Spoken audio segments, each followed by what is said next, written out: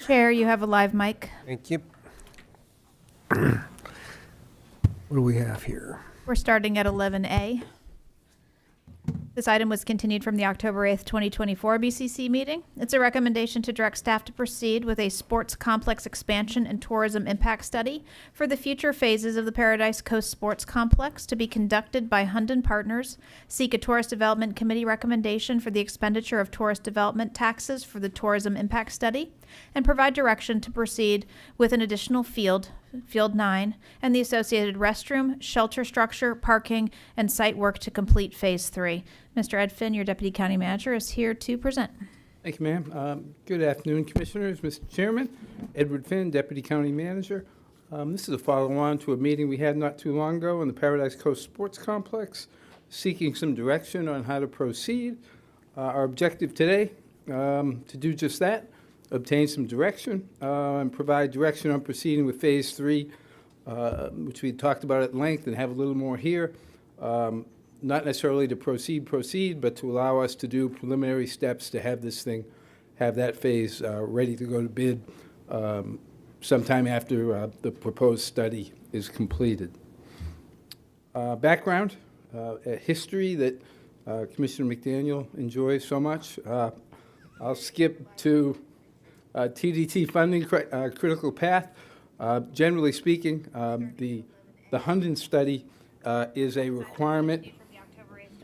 Excuse me. Meeting. It's a recommendation to direct staff to proceed with a Please remember to shut off your cell phones. My God, we're in the bizarro world. There's another Amy Patterson somewhere having a city county Just commission. remember how embarrassing it is when your phone goes off during a meeting.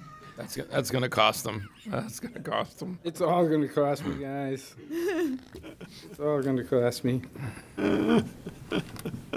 Mr. Finn, are you in charge of anything important in this county? Is there anything that we need to be concerned about? No, I'm just kidding. And I comfortably say, no, sir, does it involve your district? Absolutely Yeah, not. absolutely not.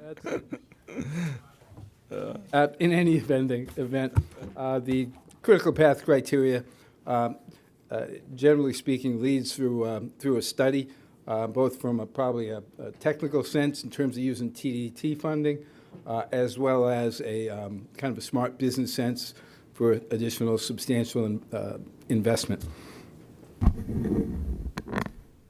Phases 3, 4, and 5 are subject matter, and this should look familiar. Phase 3 is in the middle. It is a field, parking, some connecting paths, a restroom facility, and a shelter structure. Phase 4 is over to the right-hand side. That's a 11-field, multi-purpose fields focused on baseball. Phase 5 is the concept of a field house. Again, on the right-hand side there is a sense of the specifics of Phase 3. And we'll see here that there is some work that is done. Design is 100% complete. Lighting is in place. A fair amount of fill is in place. And we still need to do a bid package, finalize any design elements, and bring this thing out to bid. I'm going to focus on the first bullet here, which is enhanced guest experience. So it's going to complete the improvements that were contemplated as part of Phase 2. Parking, site flow, sheltering, restroom access, of course, additional field capacity. Revenue projections are shown there, and Hunden will ultimately provide the final economic impact numbers, but our operator has estimated marginally $5 to $6 million through the addition of this capacity. Phase 4, we've talked about before, 11 fields on the east side of the project. You can see the facilities that are already in place. There's still fill that's required out there and numerous other improvements, but the core of the stormwater storage is in place. Last minute, or not last minute, but a recent addition to our thinking is potentially converting one of these fields into an actual amphitheater, concrete concrete seating arrangement that has thus far been called an amphitheater. Phase 5 is the construction of a field house.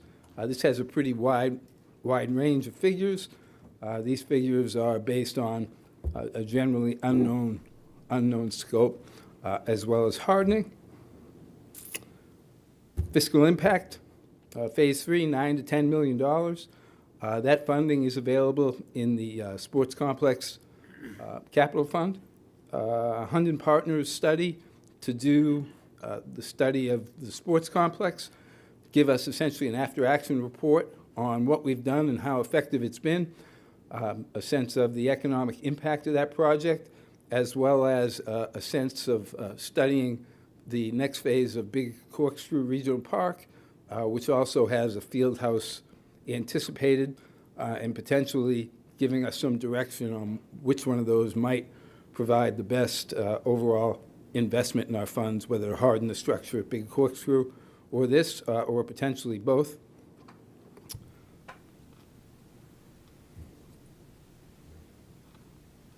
And our recommendation is to direct staff to proceed with the expansion and tourism impact study for the current and future phases to be conducted by Hunden Partners. And our next step would be to bring this to the TDC and get their approval for the study and the expenditure of funds, at which point it would come back to the board for a final recommendation and a finding that the expenditure promotes tourism. And as I noted before, relative to Phase 3, because it is fairly close, because the entire facility was designed to put us on the sports tourism map, and I think that it's, I'm fairly comfortable saying Hunden is going to conclude that, yes, it does have a positive benefit to tourism businesses in the area. That and the fact that we have some nominal work to complete, but it does take time. Our suggestion would be to give some direction to start on that, the final steps to get us to the point where we have a bid package, and sometime before that bid package is awarded, the Hunden study will in fact be in hand and presented to the TDC as well as this board. Mr. Finn, will you go back to the slide that's talked about what Phase 3, the revenues, right there? Yes, sir. So the total annual revenue is $300,000 projected. That would be for the marginal of this additional field. I do have Mr. Adams, Vice President for Sports Facilities Management here, who can perhaps talk a little better on that. If you have some specific questions that I'm not getting to, we could potentially bring him up. I was just strictly looking at ROI, which is good, but it's not bad. What's hotel commissions? I beg your pardon, sir? Hotel commissions? Hotel commissions, when the facility sells hotel rooms themselves or through their publishing, they do receive some commission that works into the revenue stream.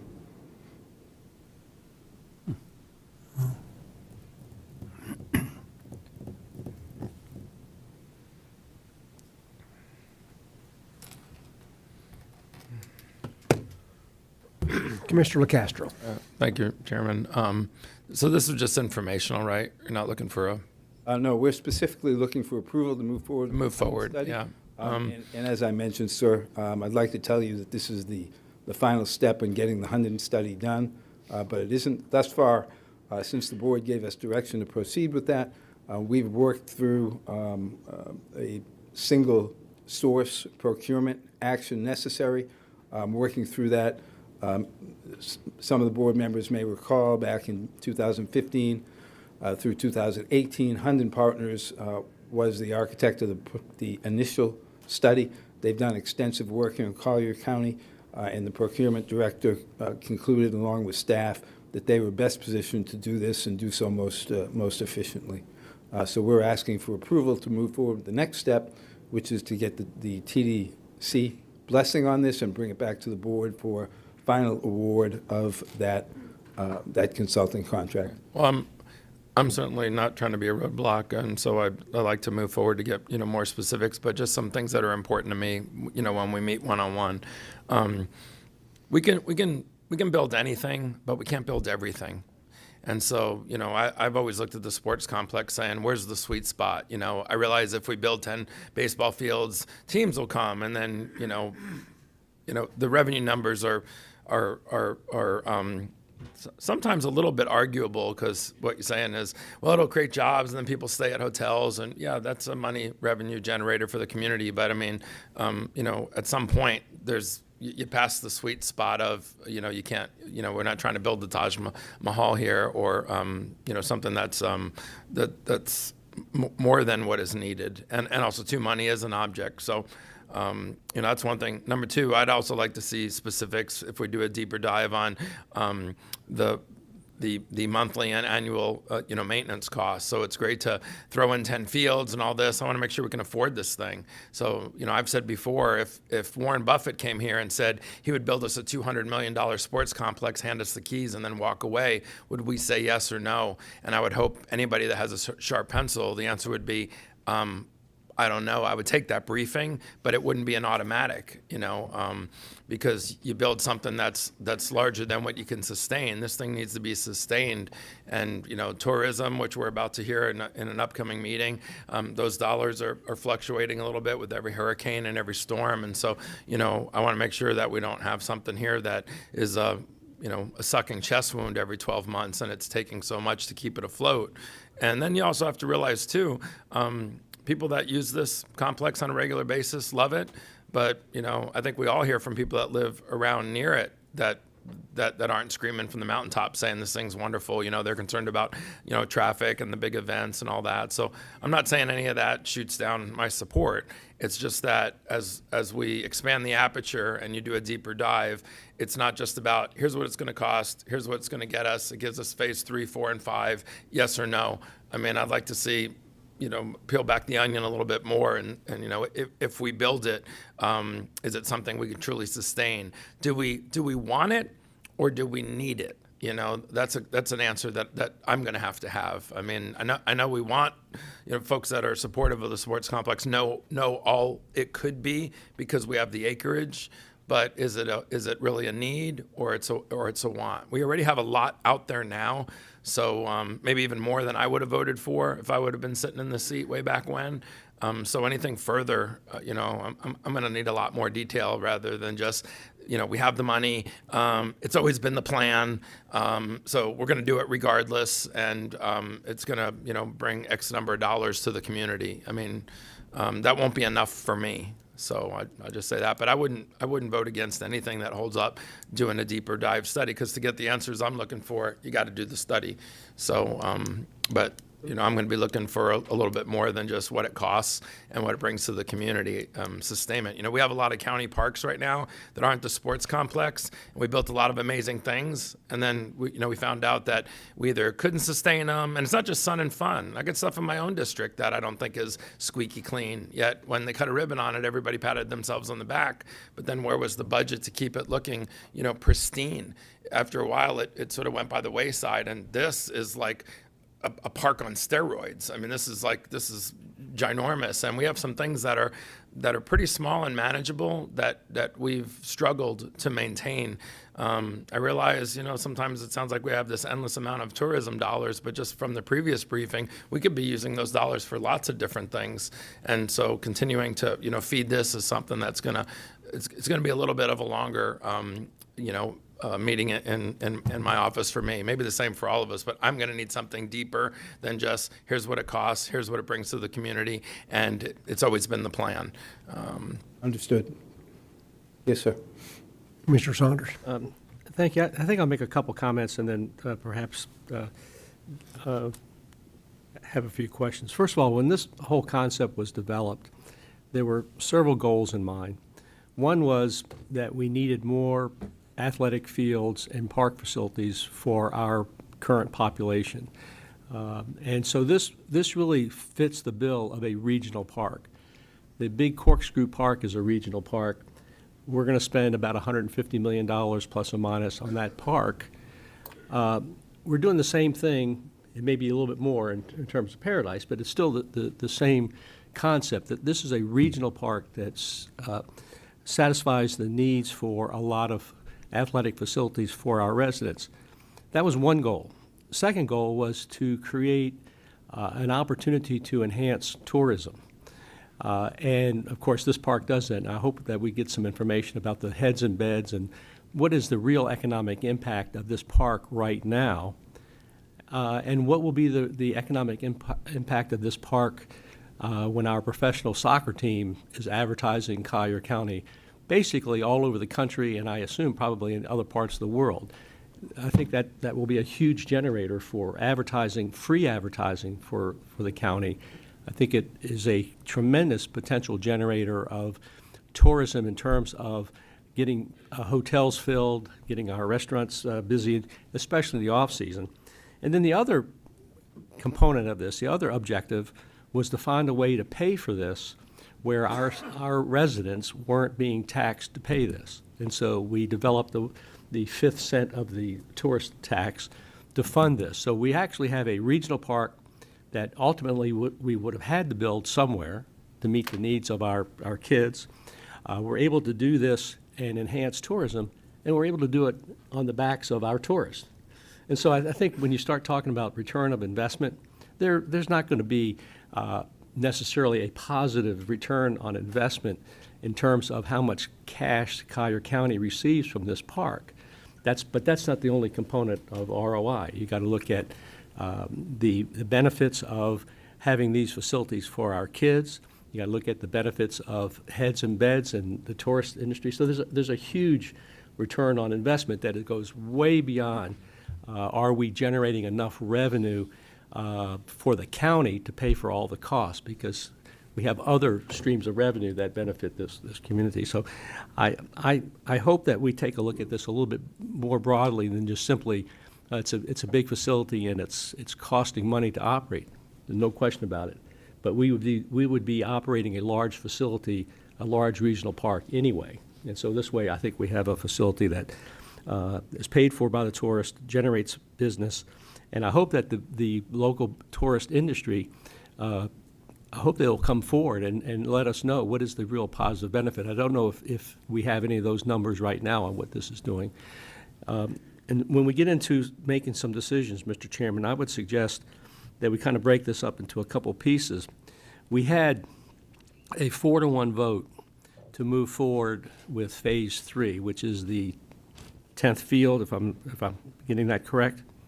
Yes. And so yes, Phase 3 is this last field that's shown on the screen Yeah. relative So to that. my assumption is that this is not really a particularly controversial issue to do that field, that phase. The money's there. A lot of the work's already been done. The design work has been completed, basically. So I'm hoping that perhaps on a separate motion, we definitely go forward with that. But then I think we're going to need a little bit more conversation in reference to the Hunden study. I hope that we move forward with that. We only had a 3-to-2 vote to have you come back on that, and I hope there's still at least three votes to move forward with that study. Because I think that when you look at this facility and look into the distant future, this will be a facility, I think, that will serve this community for the next 50 years. And I think it's a facility that will really put us on the map in a big way, especially with the professional soccer. I know the community, the soccer families are excited about having an opportunity for their kids to see professional soccer right here in Naples, have soccer camps and those things. I think that is a priceless benefit. So I'm supportive of moving forward with the Hunden study. I'm supportive of moving forward with Phase 3. And when the Hunden study comes back, I'm hoping that there's good information on how we can proceed with Phase 4 and Phase 5. Yes, sir. Commissioner Kowal. Thank you, Chairman. I think in the original meeting, I could stand behind, the Phase 3. I think it makes sense to keep moving forward in that direction, definitely on Phase 3.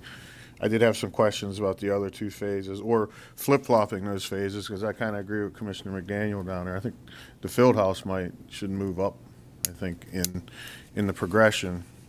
But the questions I have maybe for you, Ed, is I know we got the graph to the actual field here. That's field 9.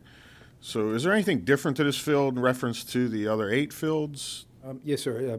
Physically, it's a larger surface. The surface you see there in white, I believe, is all artificial turf. You have a shelter building identified there as Pavilion Building 21. You have the the 2 parking lots that are in gray that are important. You have a pathway that's connecting it to the north end, which accesses more parking. And I think we would all agree here, parking on busy days is in fact at a premium.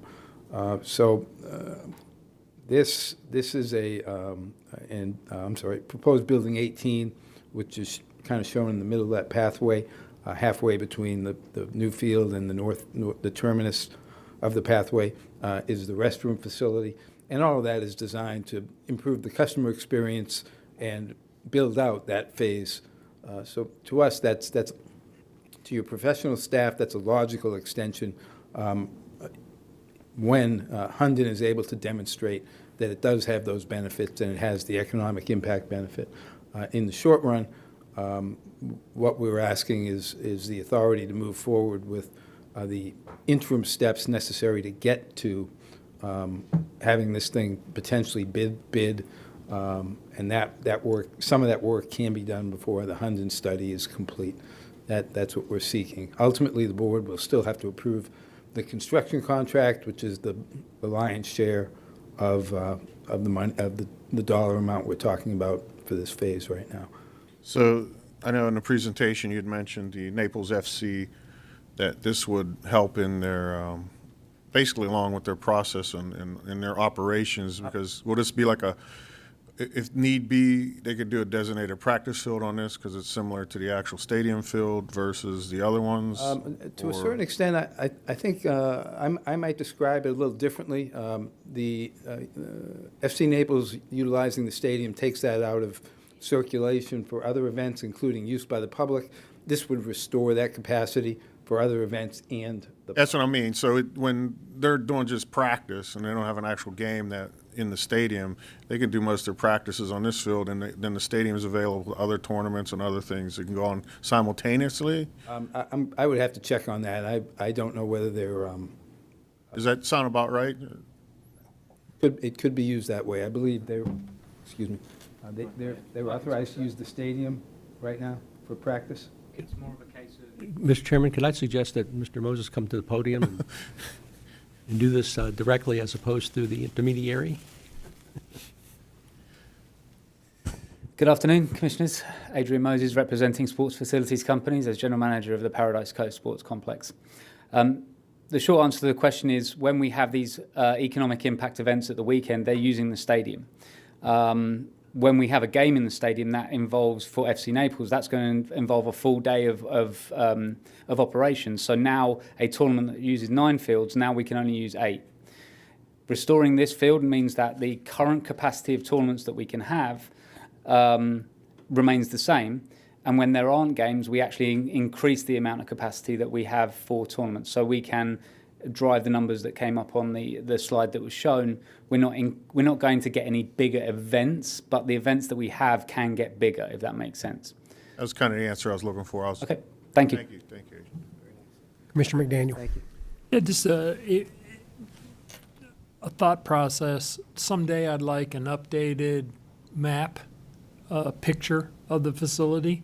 We're still using, in one of your previous slides, you were showing the location. That slide right there, there's a whole bunch more stuff in between our park and the utility plant that's out there towards 951.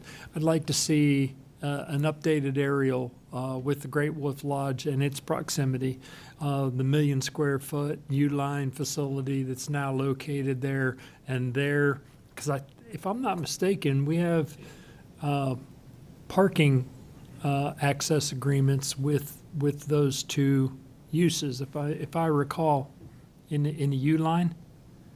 No. No, there was a donated property that's utilized as a grass parking field right now, but they don't necessarily want us using their parking. Okay.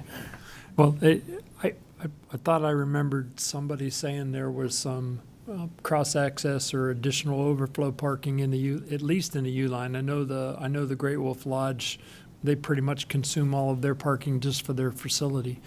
And Commissioner Saunders, your comments with regard to the driving force of this facility for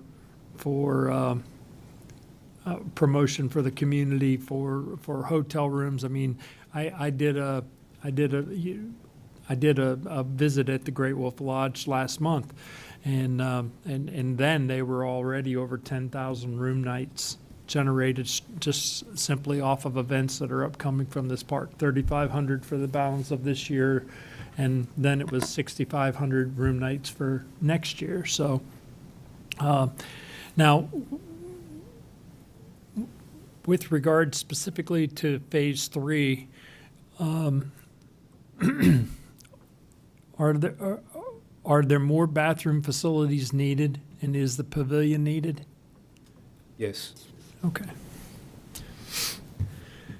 Because I don't want to, there again, I mean, ultimately, we're going to decide based upon the Hundens or a set of bathrooms, because those are always necessarily going to be needed. But I'm in support of going forward with the balance of Phase 3.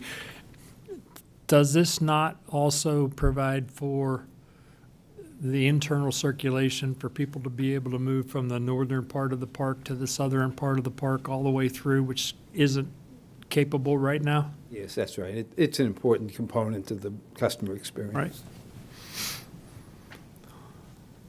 Right. Well, you want to segregate this up into, I think it's just easier for us to, Yeah, I can segregate it up. I just want to make a couple of comments first.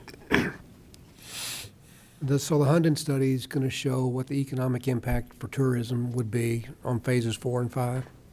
As well as 3 in the current facility. So that's something that's just necessary to use the TDT monies. Yes, sir. And I'm fine with that. That's all fine. The way that I look, what about the debt that we borrowed against the tax dollars that we're supposed to pay back? We're paying back like $250,000 a year, and it'll be like a 40-year payback. How much money have we got already borrowed against the tax dollars? The dollars you're talking about are an interfund loan from TDT funds. I think we're in the second year repayment at about $500,000 a year. You can rest assured Mr. Johnson and I are looking hard at that. We probably are going to be seeking to increase that in the future. There is another line of thought, and that is, in fact, that those are TDT dollars, and there may be some other alternatives available to us. We'll come back, if not, we'll come back at a minimum in next year's budget with some recommendation on that. So I guess my point is, or the curiosity is, out of what fund do we pay back the TDT monies? The TDT money, we would pay that back with the other color TDT money, which is the money that's flowing into the Sports Complex Construction Fund. So we can pay back TDT with TDT funds? The gentleman standing at the podium says, "Why, yes, of course, sir." Yes, I looked at the other podium for a second. so did I. Just wondered what gentleman he was talking about. I mean, I like that if we can do that. If we're collecting money from the tourists and we're paying back the money that we borrowed from the tourists. Ed, maybe you just need to clarify that the loan came from the beach side, and that's yes. going to be, And the county manager is, of course, right. If you think back to the table that Mr. Johnson showed you, you'll see that TDT is all colored a certain color, and then within that it has nuanced colors. So the nuance of where we borrowed the money from was beach funds. The nuanced for the sports complex or sports complex funds. When I think back to the charts that Mr. Johnson showed, my eyes cross. So, no, I'm glad that we can pay it back with just a different color of money. So that was a question I had. Are we limited to 70% of the TDT monies for the $9 million? That question, I'm going to defer to the county attorney's office. Yes. So can the other 30% be from other TDT funds? No, it'll have to be general revenue. Okay. So with those figures, 6.3 million out of the 9 million can be done with tourism money. I love that. But the money that's the taxpayers, the 2.7 million, based on $300,000 a year in annual revenues, not counting cost of goods sold, which that would lower that amount anyway, that return would be 11%. That would be 11% return on our investment, that's getting better because overall it's only a 3%, which is no bueno. And if I may, Mr. Chairman, that question is probably going to be a little more nuanced than that. There are other sources of funds in the sports complex fund. Yeah, I'm looking at the additional 9 million. Mm-hmm. And I said before, and I'll say it again, it's not if we do this, but maybe just not now. The driving force for tourism, the driving force for the park existence, the driving force for FC Naples, all of that's done with what we already have existing. That's not including, we have all of that without adding phase 3. We have 8 other fields to practice on other than this one field that we want to build. And I'm not going to fight it, but these are just thoughts that I have, whether we ought to settle some of the debt, whether, if it's necessary that we do it now. What have we incurred to date? 153 plus million bucks in the complex. If we do phase 3, what are we going to gain is, I guess, really my main question. And I'm not going to just belabor it, but I do want to kind of throw it out there for some comments, because the things that we've worked hard for so far, we are getting tourism for. We've got a world-class facility here, and I didn't know if phase 3 was exactly necessary right now moving forward for a $9 million field and some bathrooms and some parking that are out there on the west side or on the east side. Commissioner Saunders. Hey, Ms. Moses, have you come on up for just a moment? While he's coming to the podium, I'm assuming that we can use park impact fees as part of that other 30%. Yes, sir. And so we're not going to be digging into our ad valorem taxpayers for this, for that. So that's another alternative. That's great. And that's the newcomers are paying those impact fees.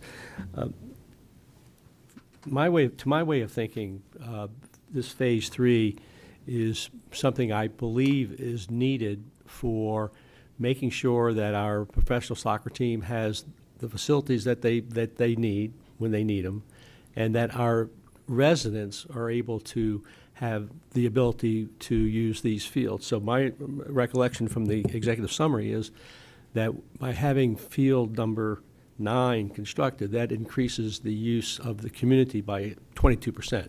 So I guess the first question is, Mr. Moses, in terms of in terms of the professional soccer, is there a benefit to this field?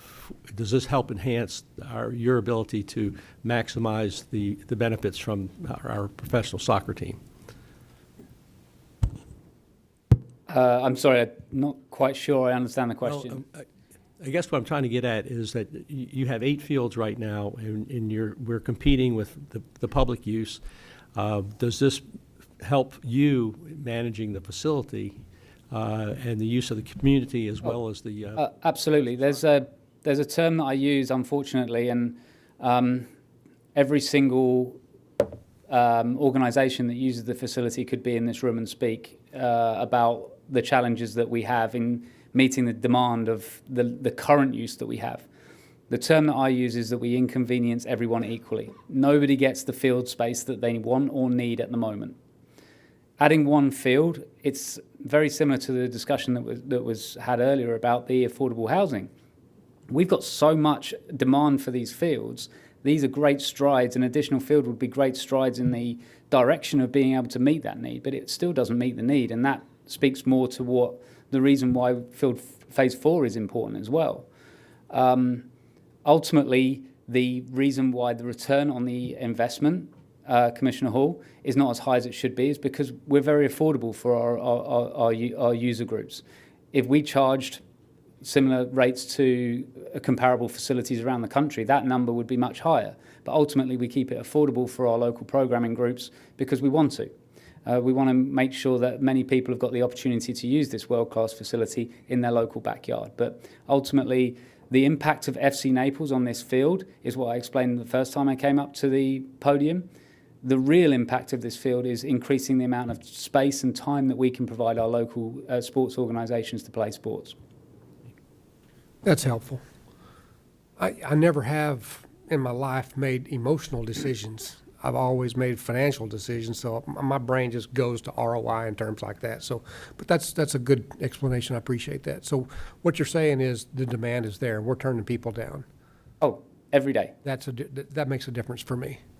Mr. Chairman, I'll make a motion to move forward with the staff getting us to the point where we can fund and construct field number 9, phase number 3, that we proceed with that.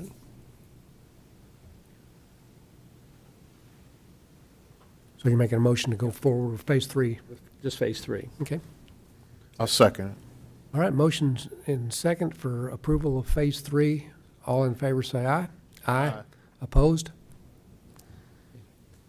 And then I think, Mr. Chairman, the other issue that we're dealing with is whether or not to fund a study to go forward with the potential of developing phase 4 and phase 5.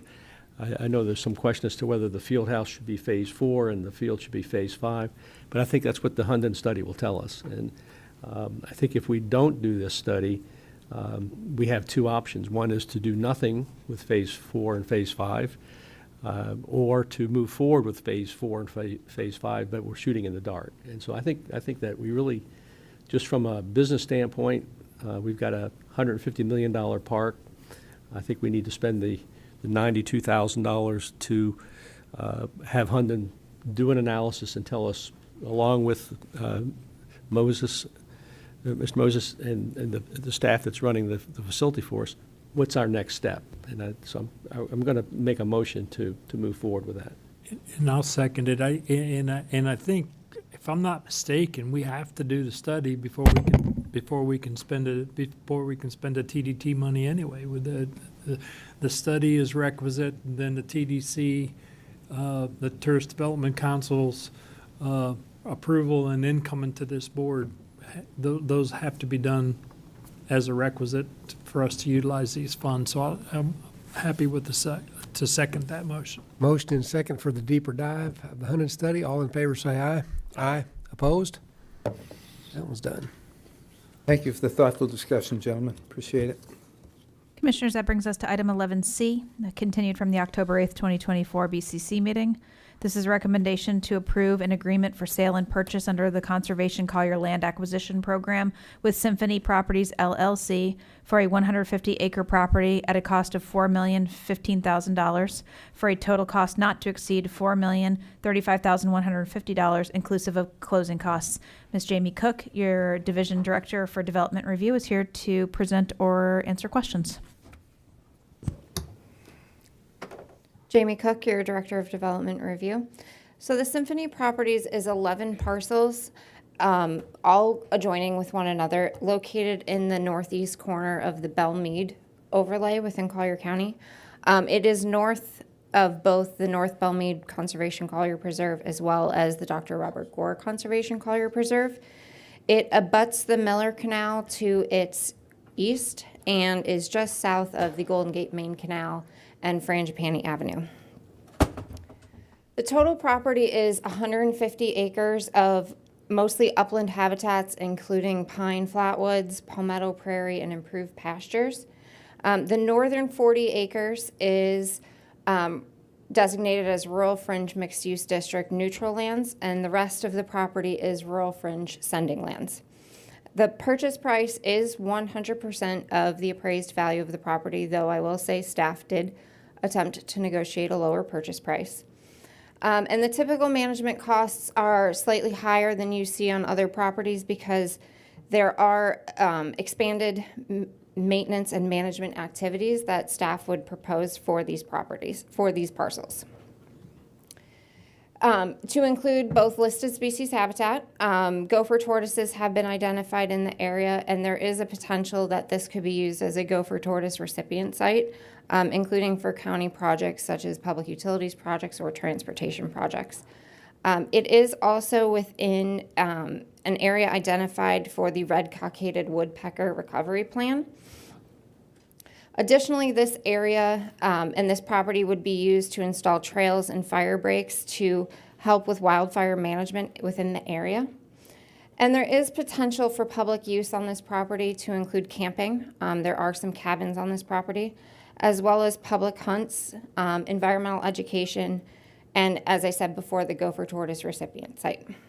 This property does abut about 115 acres of property owned by the school board as well, so there may be some opportunities for interlocal cooperation with the school board for environmental education activities. Because this site was used as a portion of this site was used as a shooting range with berms, as well as previous ag activities, phase 2 environmental assessment is recommended, and 10% of the purchase price will be held in escrow until that phase 2 assessment is done to determine if any remediation is needed. If remediation is needed, then that would be completed before that $400,000 would be released. And with that, staff is recommending approval of the purchase agreement with Symphony Properties for the 140 acres for a cost of $4,015,000 for a total cost not to exceed $4,035,150 inclusive of the closing costs. And with that, I'll take any questions you may have. I have a question that I want you to answer. So first of all, if we have the phase 2 environmental and they find a bunch of lead because there was a shooting range there, does that mean that we automatically have to remediate that, or can we let the animals live with the lead? That would actually be up to the state at that point. The Department of Environmental Protection regulates all those remediation activities. Okay. And then my question for you, Commissioner McDaniel, you are sending and receiving expert. So we have 110 acres of sending land. So would that give us additional value? It's not, say that question again, So we have, there's 150 acres, 40 of it is neutral right? from the RLSA. 110 acres are sending. Sending. So is there additional value that Conservation Collier would have with those sending units? Yes. Do you have any With generated TDRs. We'd have to go through the process and generate TDRs, and then our previous amendment to the Conservation Collier ordinance would allow the disposition of those TDRs to inure back to Conservation Collier. Good. That's the right answer. All right. Did I say that correctly? Looked at the county Yes. attorney to make sure I was right. Go ahead and say what you wanted to say. Okay. The shooting range.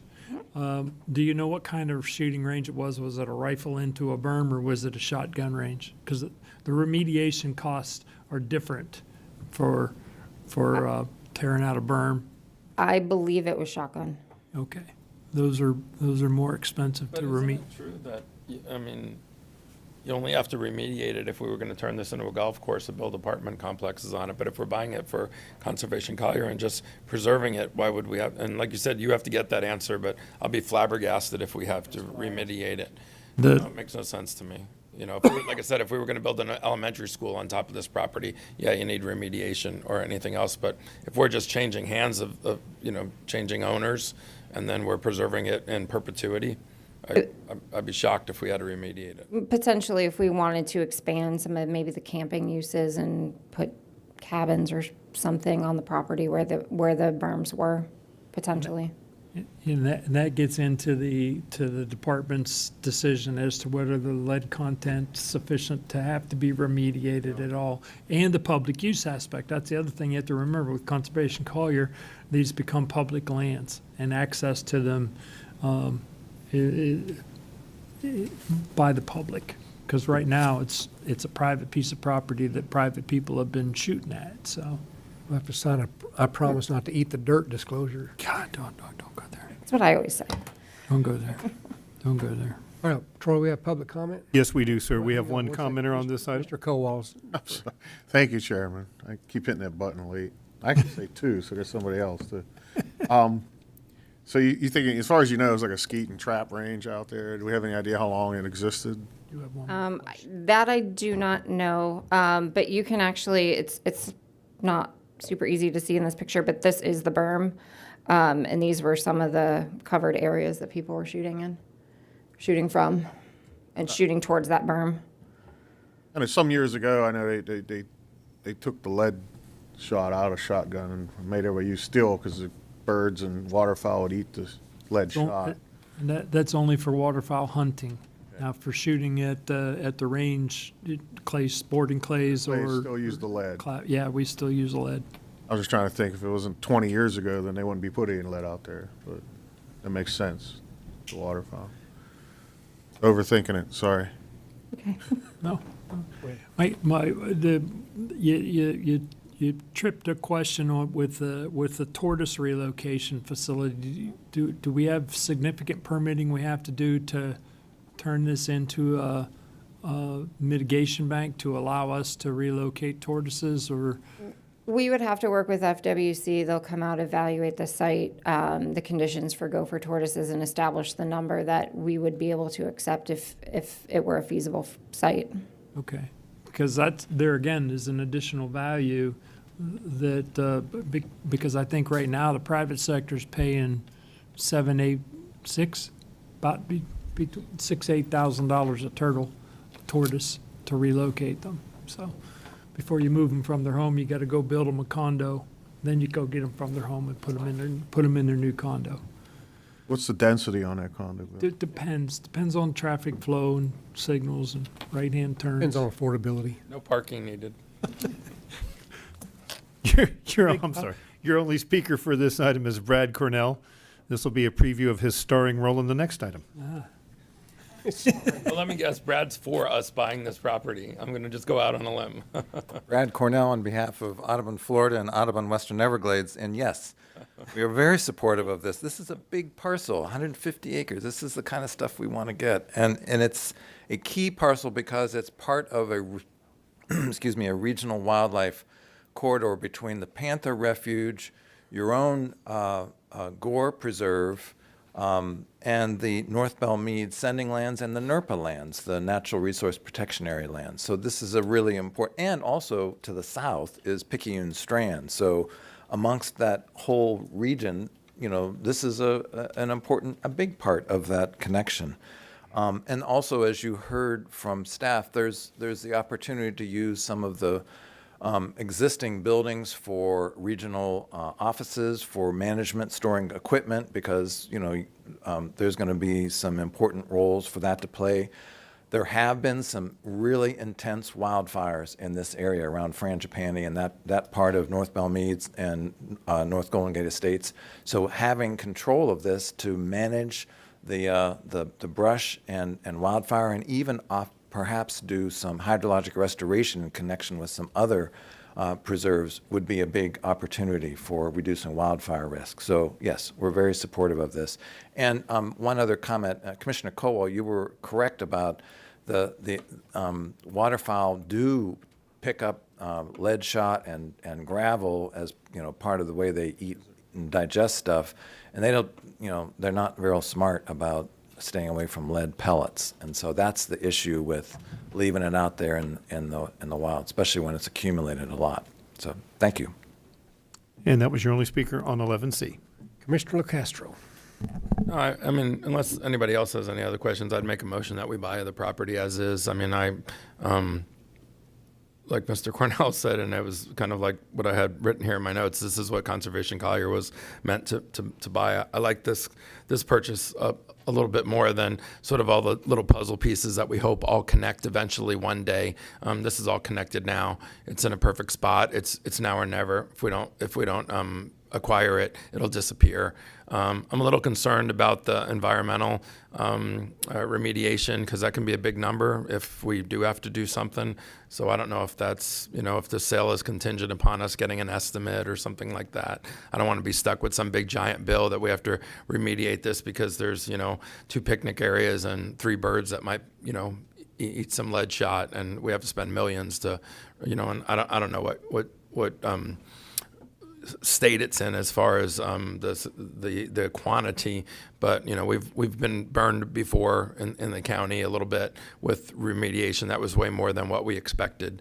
So I don't know what your thoughts are, Ms. Cook, on the best way to work this deal, that we have a first right of refusal if there's some sort of crazy remediation number, or we have other funds that we can pull from to not lose the property but still meet whatever the requirements are for remediation. What's your thoughts? So we would be able to, we will see the results of that Phase 2 assessment.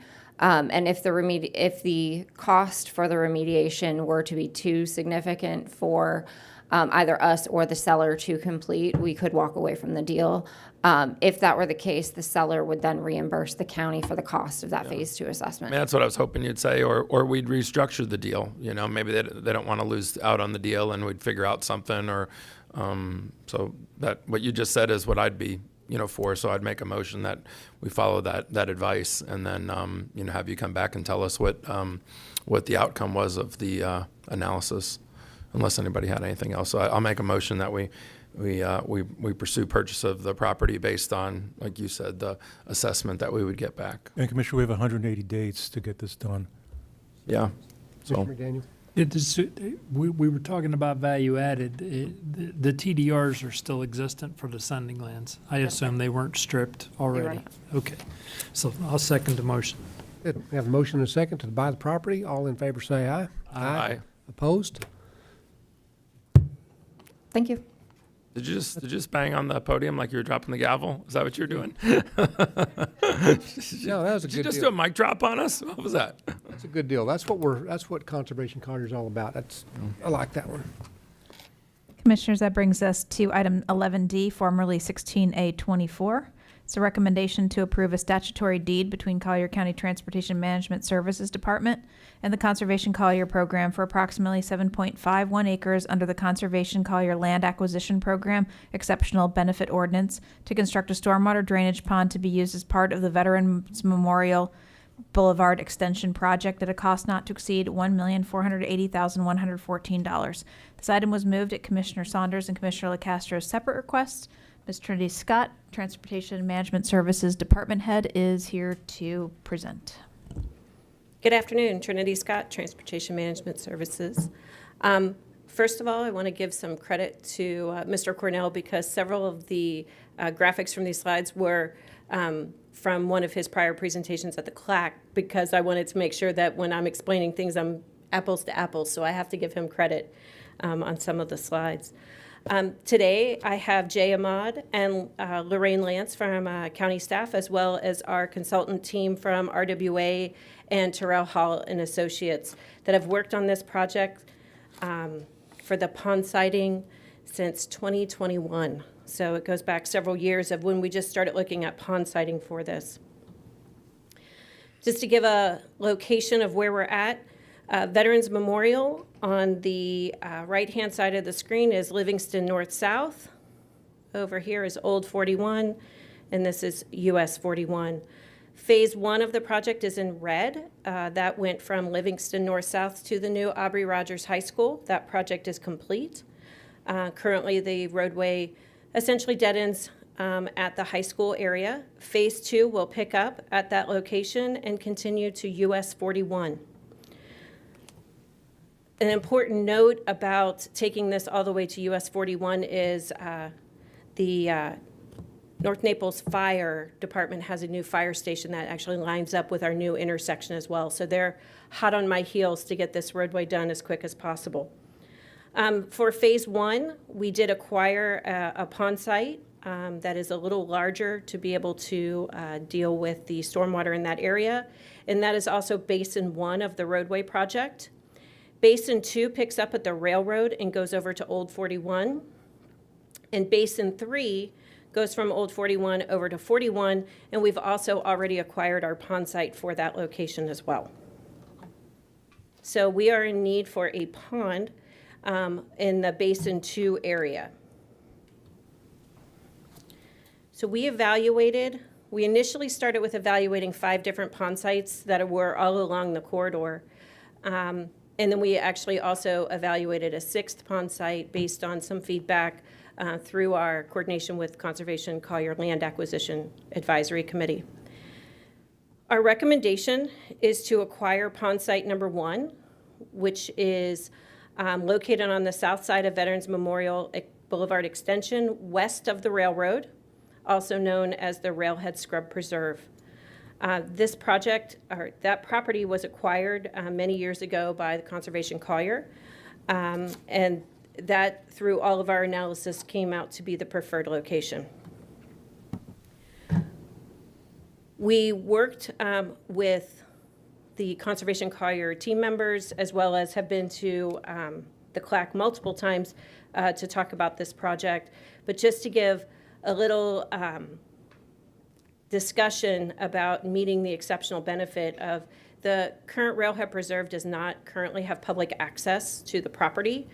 And that was one of the things that was noted when the property was purchased, that the public access would come once the roadway was built. So we know this roadway is also important to them to be able to provide their public access as well. The proposed compensation, once again, it provides the public access. We've also offered some wildlife connectivity, $35,000 to be used on the preserve, as well as financial compensation to the program for the property acquired based on the value of the property at the time it was acquired, which is just over $1.4 million.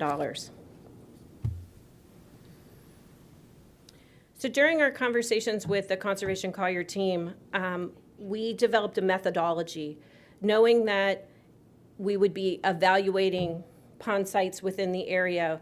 We talked with them and we asked them, what are your priorities as far as what we should be looking at as far as impacts? And their first priority were gopher tortoises and scrub habitat, and then finally wetlands. And so we took that into consideration when we were looking at how we could possibly shape ponds and things of that nature to try to comply with that. An important thing to note is we have not pursued our state and federal requirement or permitting for this project. This pond site is the last key to that. So we would be applying for those permits. And so there may be additional requirements that come out of those permits as we move forward. So during our discussions with the Conservation Collier team, we talked to them about, did they want parking locations for the public, restroom facilities, and additional access other than the sidewalk? And the common theme with from the staff perspective was those amenities created a larger impact to the site, and so they would prefer not to have that. And in fact, the team worked with Aubrey Rogers High School and has at least a small number of parking places that are available at that location for folks. Once we build our roadway project, they'll be able to walk over to the Railhead Preserve.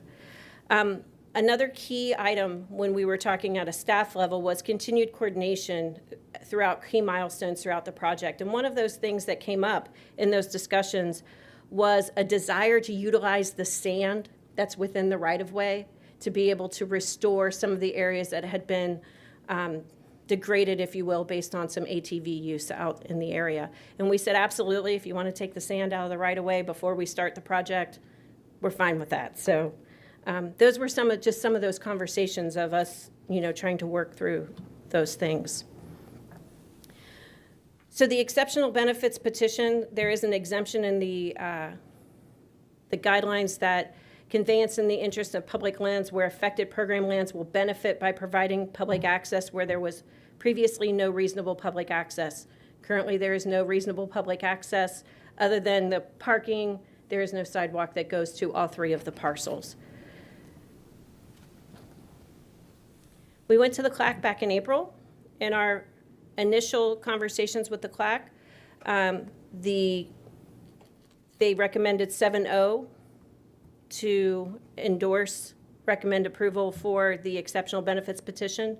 They had a few conditions. One was that the compensation should be greater than the fair market value for the lands. And at that time, the appraisal had not been completed. At the meeting, we committed to a minimum 18-inch diameter connection at grade between the north and south program lands. And they asked that we would continue to work with them through our permitting process as that kind of materialized. And I'll show a picture of kind of what that was envisioned to maybe look like. And we also proposed $35,000 of additional compensation that could be used for program, anything that they wanted to do on the preserve area. So there was some additional feedback that we got regarding a maintenance access area, and then which resulted in our acreage changing a little bit after they had initially taken their action. And we also received the appraisal. So we went back to the CLAC. Once again, in September, it was unanimous approval of the exceptional benefits petition with the following recommendations. Once again, that they would be compensated at the current value of $2.9 million, not the original purchase price as proposed. They wanted additional wildlife crossing. They felt like what we had proposed was insufficient.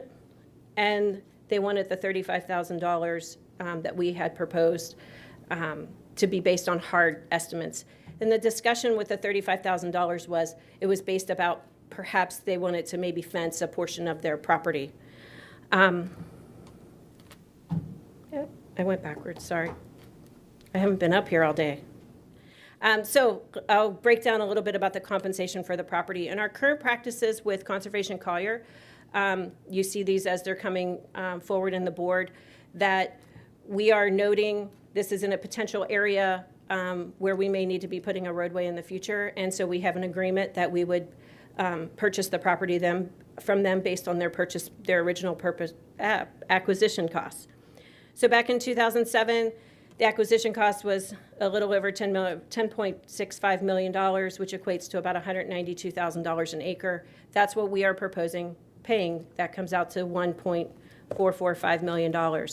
We did do 2 independent appraisals as required by the program, and the average of those 2 appraisals for the property in today's market value is $2.9 million. Currently, the property has no conservation easements on it, so it is developable property. That's how we had to appraise it. So, and some of the other feedback that we received was to purchase additional program lands as an exceptional benefit from CMEX. Currently, it's my understanding that these properties are in the target protection area list. I don't believe that they're a willing seller at this point, and we would be very difficult to utilize eminent domain from a roadway perspective to purchase additional program lands. And it's my understanding that Conservation Collier doesn't use eminent domain for purchase. So is that a great idea? Perhaps it is, but not on the table today. In addition, there's been some discussions with regard to perhaps utilizing the FPL site as either a portion or for the pond site in lieu of utilizing program lands. There is an existing drainage ditch on the FPL property that would have to remain separate from our stormwater features, as well as FPL needs a clear area for their trucks to be able to operate. And the Water Management District requires a minimum of 100 feet in width for our pond sites. So that really doesn't allow us to be able to utilize the FPL site either. We did also do another comparison to a sixth pond site that I mentioned at the beginning, which is actually east of the pond site that we're proposing to acquire, and also still within program lands. But I go back to that methodology that we agreed to with Conservation Collier team at the beginning, where they said, go for tortoises, scrub habitat, and wetlands. And really the big difference between these 2 parcels is the amount of wetlands. Pond number 6, which is the alternative pond site, has about 4 acres of wetlands versus the pond site that we are proposing, which is half of that, about 2 acres. And I'm sorry to belabor this, but I really want you to know that we really did take into consideration the comments that we got and really try to find another alternative or anything else that we could do. One of the discussions that we've had at the CLAC meeting, and unfortunately we didn't have a visual, but one of the things that we have offered to the program is to build a crossing for the gopher tortoises to go across the street. And it's not just as easy as throwing a pipe down. It has to be vented. There has to be a grate, if you will, to allow for airflow and light. Otherwise, they don't want to utilize it, I guess. So on the bottom, we have 2 pictures of what it could look like, and we'll refine that as we go through our permitting process with our permitting agencies. But we have committed to being able to do some sort of gopher tortoise crossing to allow those tortoises to cross from the north to the south. What's shown on the left is actually something that was used in Wisconsin, and it has a little fence that kind of directs them in that area. Trinity, Mr. Chairman, Go ahead. while you're on this slide, so this crossing for the tortoises, was there any discussion to make the crossing larger so that more animals, is that coming up? Next slide. Okay, I haven't seen these slides, so I'm just thinking out loud. So this would be for the small tortoises, or, they're not super small. They're not a box turtle. So there was also a discussion about a large wildlife crossing. And we have some concerns about that. And these are some of the examples that were given. In Ocala, there's a land bridge that is utilized. It is a pathway, if you will, during the day, and a Pathway at night. a wildlife crossing at night. The cost of that in 2000 was over $3 million, and that included, it had, as you can see on the right, it has a lot of vegetation that's associated with it and all of that. The other concern that we have with an overpass is obviously that has to taper down into program lands. So now we're impacting more program lands and gopher tortoises than what we had originally anticipated as well. Our conceptual plans, just looking at a functional overpass, not including landscaping, acreage impacts, additional right-of-way, is over $4 million additional if we were going to move forward with that. Trinity, why not just take that gopher tortoise tunnel and just make it bigger, so a bigger Next thing? slide, sir. I wasn't cheating, really. I've never seen these. Just shut up and let her talk. Push this button. So I didn't say that, but okay. you're thinking the same way how I laid it out. So Just go to that final slide then. Don't show us the these stuff that's yellow dots- undoable. I don't need to see a $10 million wildlife crossing that we'll never approve. So this is an option of an underpass. Once again, I have to give Mr. Cornell credit because these slides came from his prior presentation. So when you do an underpass, now I have to raise the road up, and now that is very concerning from an elevation standpoint of the roadway, and is going to require additional right-of-way acquisition, not only from the program lands, but also from private entities, as well as may not be doable based on the railroad property. So, and we'll talk about BERT at the end, so, which is the rail property. But right now, that property has not been acquired, and we'll talk about why it hasn't. But, so with the underpass, the roadway would have to be elevated to be able to accommodate that, which would mean we would need additional right-of-way along the program lands as well as this private property owner right here. So this would entail perhaps relocating additional gopher tortoises that are within that area. Got a question. Yeah. And that overpass, We're all scared to ask questions I'll wait. now, so. Next slide. the cost of that is approximately $2 million. And this just shows where the grades that we would perhaps have some concerns with, and that brings back to this private property. This is the property line for Conservation Collier. We would have some concerns in this area where we would be now be required to go purchase additional property from a private property owner. The red over here is the railroad as well. And when you look at the railroad, this would be the slope to be able to come back down within the railroad property here. We would really have to work with the railroad to see if that's something that would be allowable by them. And I say that, I know that they don't operate, I know they haven't operated in forever, but as long as they own that property, they're going to tell us what we're going to do and what we're not going to do on that property. And even a crossing, we would be required to build a full-on railroad crossing, even though we know that rail doesn't run there today. So this slope could pose some issues with them. We would really have to work with them. And this is moving that crossing as far east as we can, so to try to minimize the impacts that we would have to the railroad. So some of the things that we heard from the CLAC through the public comment and even meeting afterwards with Mr. Cornell, where there was some concerns about, bear sightings, and that's one of the reasons that they were desired to have this wildlife crossing. So over the last 5 years, this is the number of black bear sightings that have been within 2 miles of Veterans Memorial. The reason I chose 5 years is because that's what we're going to have to look at from our permitting. That's what they're going to ask for.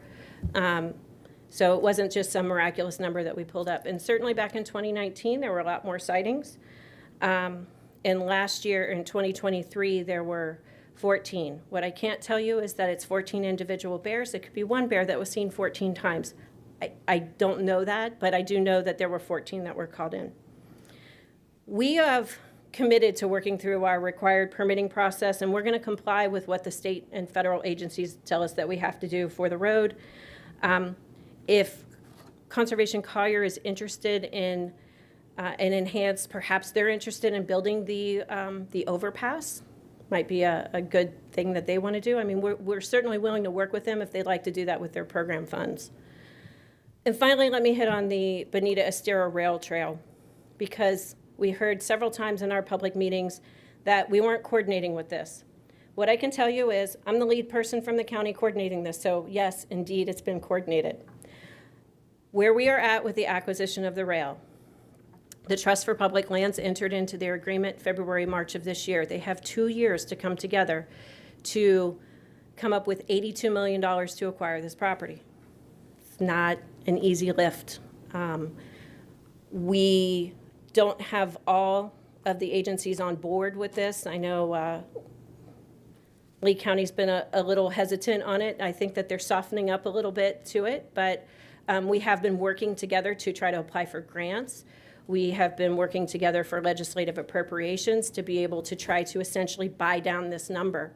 But really, the rubber's going to meet the road, if you will, into about a year now, a little over a year of having to come up with $82 million. And if that doesn't come out, we still have to deal with the railroad. What I will tell you, I have worked very closely with the Trust for Public Lands. I talked to them on my way home last night. If this property is acquired, how Trust for Public Lands is proposing to acquire it is by rail banking. Rail banking means that you must keep that corridor available in the future to be able to run rail.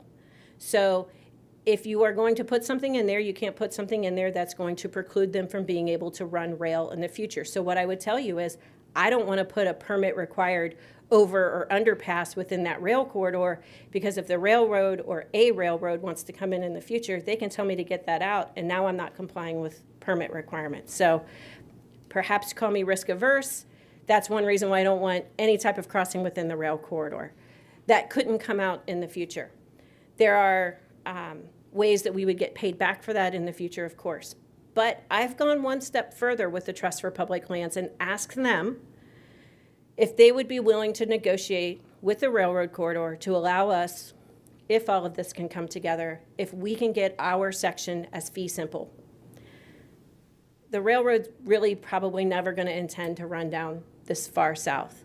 So if we can get our section fee simple, then that opens up some opportunities to be able to perhaps have parking and restrooms and things like that that could provide those facilities to the Conservation Collier area in areas that have already been disturbed. That is yet to be determined, but it is something that I asked about very early on in this process because I'm not super duper jazzed about rail banking. I'll do it if we have to, but I'd really like to own that in fee simple. And lastly, let's talk about where the $35,000 number came from. The $35,000 number was based on the property that we're impacting, which is the one shown in green, and if there was a fence that was put across it. That's $35,000 based on FDOT's estimates.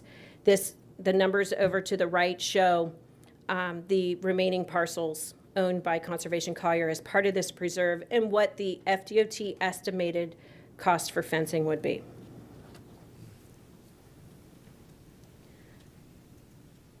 I don't have to remind anyone on this dais, particularly Commissioner Hall, this roadway is probably the one roadway that I get hit with of when is this road going to be built more than any other road. I think Commissioner Hall probably gets hit with it just as much as I do. I think he asked me probably every 2 or 3 months, when's that road going to be built, Trinity? It is a huge time saver, not only time, but also vehicle miles on the road. This is just a quick, it's 7.7 miles to get around. And if I would go back to the bear sighting map, there's been bears that have been sighted in all of those areas. So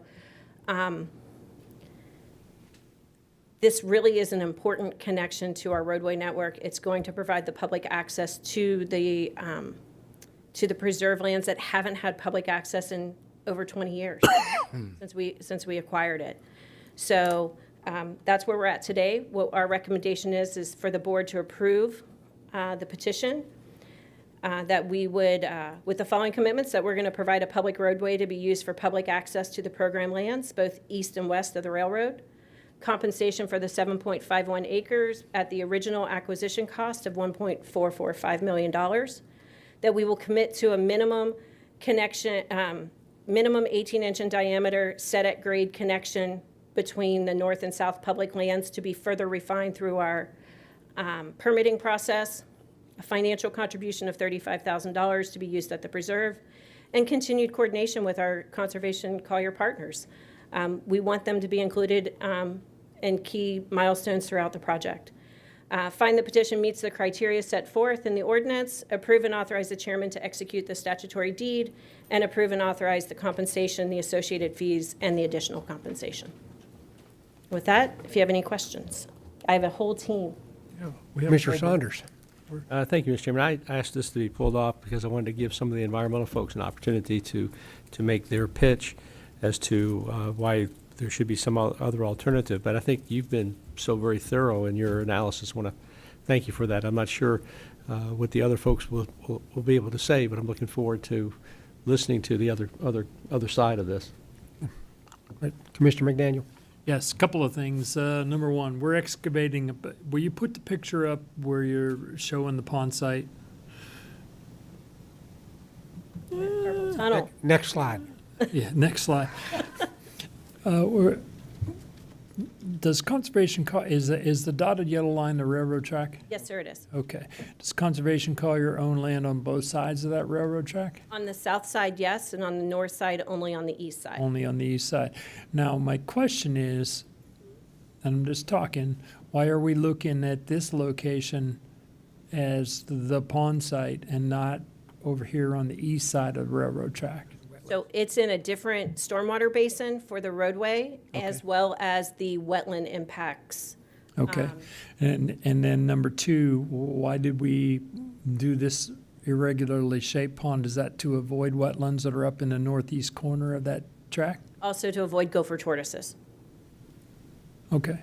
So there's some gopher tortoise dots, if you will, in that northern section of that. So we're kind of narrow and then we kind of bulb out. But we're at kind of our minimum of what we can go to for the water management district. Well, and my question was, I mean, at $6,000 a tortoise in relationship to mitigation expenses for the wetlands that are included in this pond site, I mean, did anybody look and actually did Tim did you go count the turtles?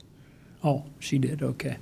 So did we do an analysis to determine the costs associated with the mitigate, because there are wetlands that are included in this pond site that are going to have to be mitigated. I'm going to defer. I'm going to phone a friend on what analysis they did on how much they think we may need for gopher tortoise relocation and such, and with the 2 acres of mitigation. Let's phone our friend. How's Mr. Hall? Well, thank you. Good afternoon. For the record, Tim Hall with Terrell Hall and Associates. We did look at that. As Trinity said, one of the early conversations with Conservation Collier was to kind of get their priority levels. So while moving the tortoises may be a cheaper option from a financial standpoint, given the priority that Conservation Collier put on that, and the reason that a big reason why those properties were purchased was for the protection of gopher tortoises, we skewed the location of the pond to actually impact more wetlands so that we could avoid the higher quality scrub and the gopher tortoises that were there. There's some peripheral ones. I believe the number that we're going to have to excavate, if we did it today, would be 6 tortoises. And at $6,000 a piece, that's about $63,000. If you relocated the pond site to avoid all of the wetlands, you'd probably be looking at in the neighborhood of 20 tortoises. So the trade-off between impacting the lower quality wetlands and the tortoises was really similar financially for doing that. And by avoiding the tortoises, we tried to abide by the Conservation Collier's desires to really protect that tortoise habitat. Okay. Very good. Thank you, sir. In the actual excavation itself, there's different qualities of sands. What's going to happen to the dirt that comes out of the pond? If it's suitable material, we will reuse it for the roadway. Okay. That's what we do with all of our projects. We'll do soil borings and such ahead of time, and if it's suitable material, we will reuse it. I just wanted to hear that. I hope that it is, because those sands that are on top are a white sand that are preferential to the tortoises and for habitat. And if we're buying that other 150 acres, it might be something that we can utilize somewhere else. Let's talk about the railroad a second. I heard you say that you wanted to acquire fee simple on that railroad right away. Why would you not allow for, if you get fee simple on it, you'll mess with the whole banking instrument for the railroad itself? Not necessarily. It's just something that we have thrown on the table as a option with the Trust for Public Lands. And I go back to what would we perhaps maybe want to utilize this for? And what it could be is maybe we're rail banking down to the roadway and doing fee simple south of Veterans Memorial. Could be some sort of combination. What I was actually trying to do is connect the program lands on the south side and not have that railroad corridor within the middle of it.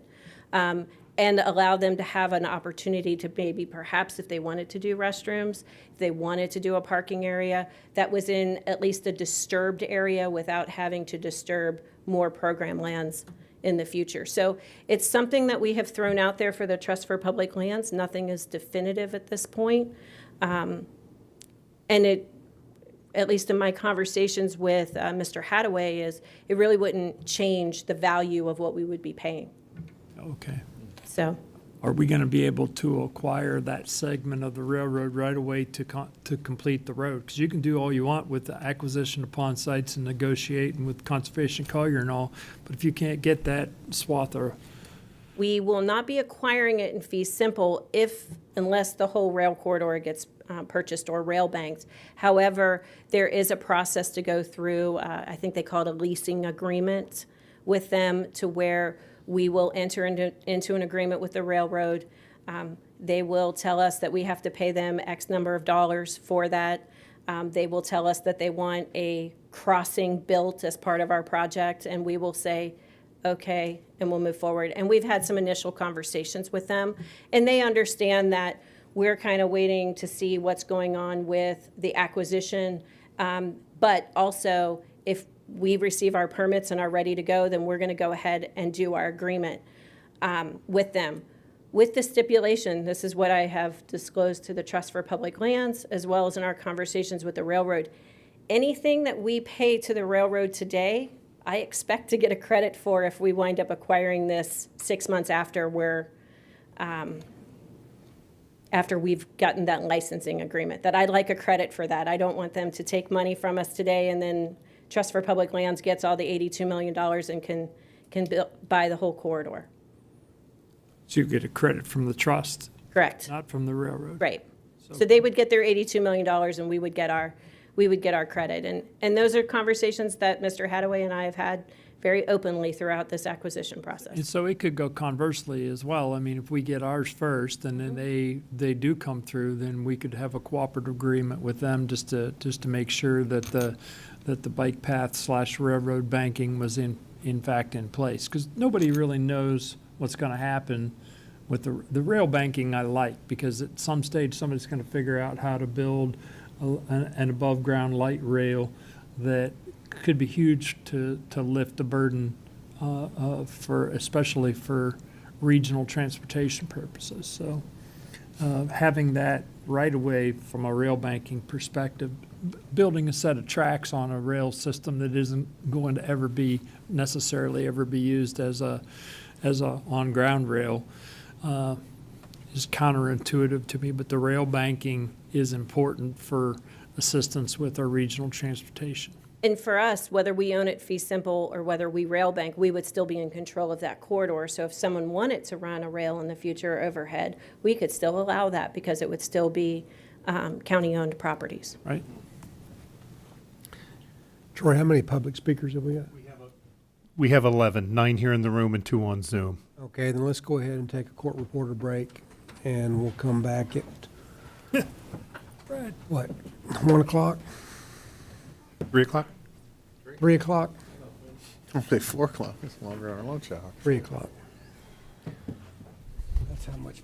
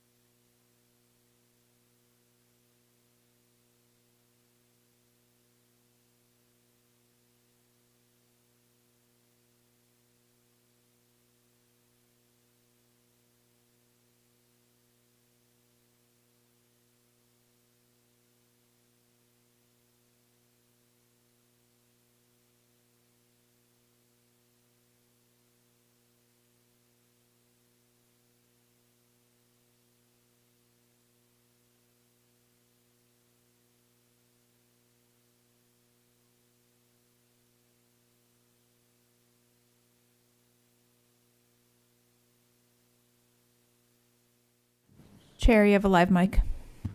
Thank you. We're on to public comment. All right, Mr. Chair, your first speaker is Brad Cornell, followed by Andy Wells Bean. Brad has been seated down from 6 additional speakers.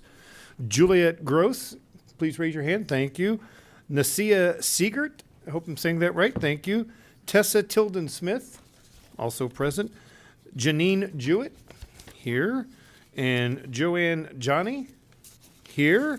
And Lori Beal. That is a total of 21 minutes, and I need to get his slides up real quick. Forgive me. Can I use this to advance? Go down there. Okay, thanks. That's the right one, isn't it, Brad? Yes, what's that? The side to side. Oh, the side to side? Yeah. That's forward, that's back? Okay, thanks. Sorry, I'm trying to negotiate here. Whoop. We're all here. Go ahead. Okay. Good afternoon. I'm Brad Cornell, here on behalf of Audubon Western Everglades, and I appreciate the opportunity to address you on this. And I also appreciate your pulling this onto the discussion agenda. This has already been a really helpful discussion. I appreciated hearing staff's presentation, and I look forward to more discussions with staff and with y'all. And first, I want to clarify that as we look at this,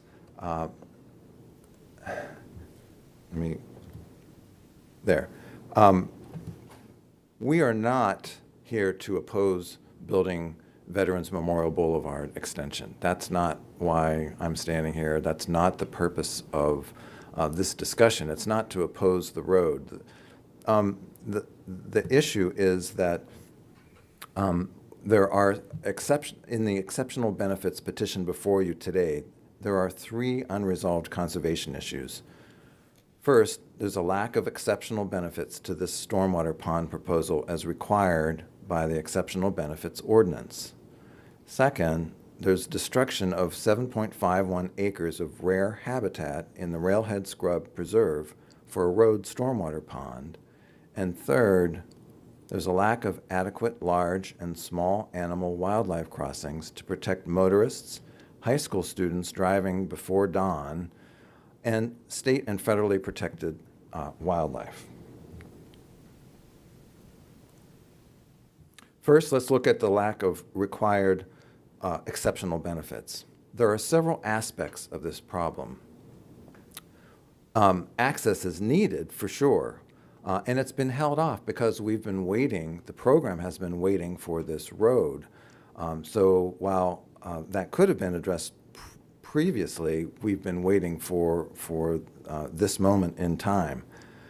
But the Veterans Memorial Boulevard Extension Plan does not provide any but roadside sidewalks. There is no parking lot, there's no vehicle turn lane, there's no trailhead, no restrooms. Second, we're going to require, this project is going to require a significant conservation Collier expense to install and maintain fenced roadway frontage. And remember that the fencing is going to have to make sure that gopher tortoises cannot burrow underneath the fence. It's not just a regular chain link fence. If you look at the Naples Preserve, just south of the mall, that kind of fence is the kind of fence that we're going to need to keep gopher tortoises off the road. Third, gopher tortoise relocation permits and monitoring expenses, which are very expensive, are a part of this. And fourth, this petition is non-compliant with the Exceptional Benefits Ordinance on providing compensating funds, land, or public access. And the last thing is that it destroys the 7.51 acres of rare, high-quality upland pine, rare oak rosemary scrub, and mature cypress habitats. This is a picture of the trailhead facilities for Gordon River Greenway, and it's not outlandish, but there's some restrooms, there's some signage, handicap parking, regular parking, not a whole lot, but enough to get you going and serve the public's needs. Here are several other reasonable and effective measures to provide true exceptional benefits. You could buy the parcel that's adjacent on the south that's in the target protection mailing area list. By the way, also the railroad itself is on that target protection mailing area list, if I'm not mistaken. For that very purpose that Trinity had talked about, maybe we could, unite the two sides of the southern part of the preserve. And that parcel that we're talking about is what Trinity showed. That's on Wiggins Pass Road. I'll show you a map of that in the next slide. You could build access facilities on Veterans Memorial Boulevard itself from the sidewalk with the parking and trailhead. You could fund road fence installation and maintenance, which is going to be a couple of $100,000, much more than the $35,000. We could collaborate on Rails to Trails project, and it sounds like Transportation and Trinity have made some really important progress in the discussion about strategies to make this happen.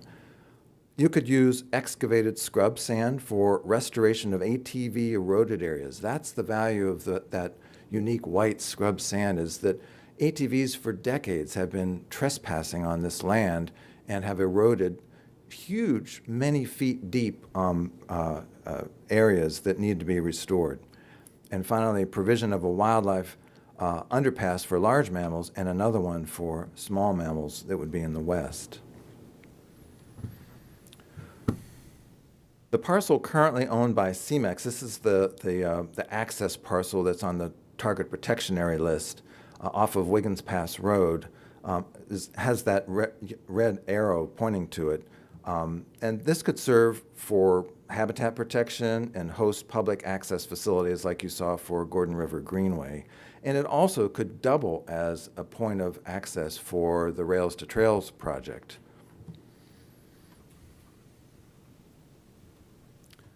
Regarding the proposed pond site number 1, which is the proposed 7.5 acre pond for the road on the preserve, which destroys scrub and wetland habitats, Audubon Western Everglades has identified several alternative, less impactful pond sites, including the area on this map shown with orange outlines, which was not evaluated in the 2020 RWA engineering report, the pond siting study.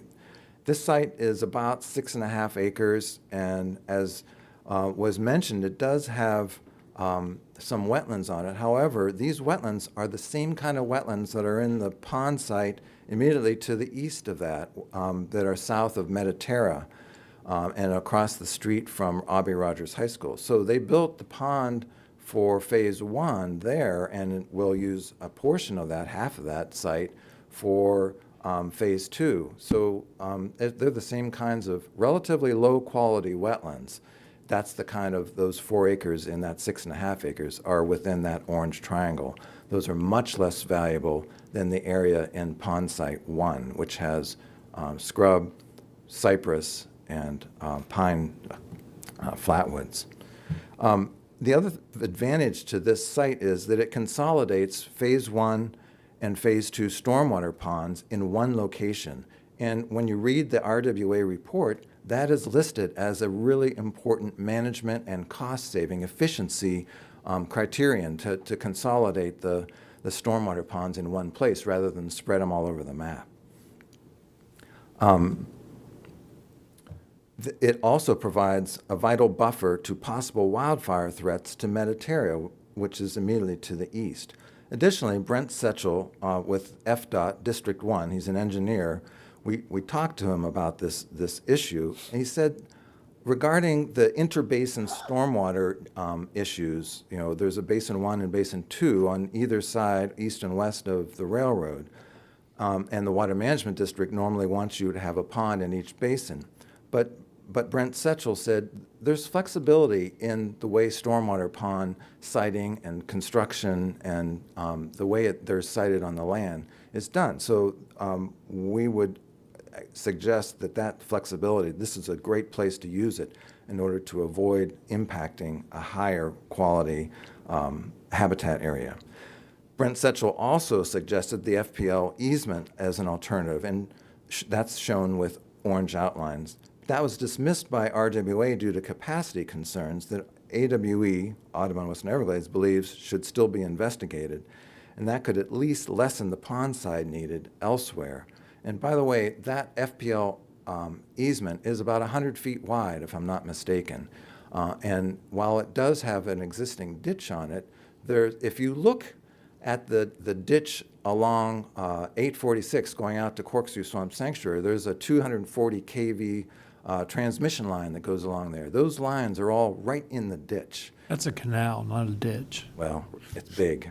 Yes, you don't want to drive into that. No. And it often, especially where the cypress is, has a lot of water in it, right where those poles are. So FPL does have some flexibility in terms of the configuration. Another place you could see that kind of flexibility is along Livingston Road and in FPL's easement there. So Setchell and we are suggesting that there could be flexibility in using some of that. It'd be about 3.5 acres of that FPL easement.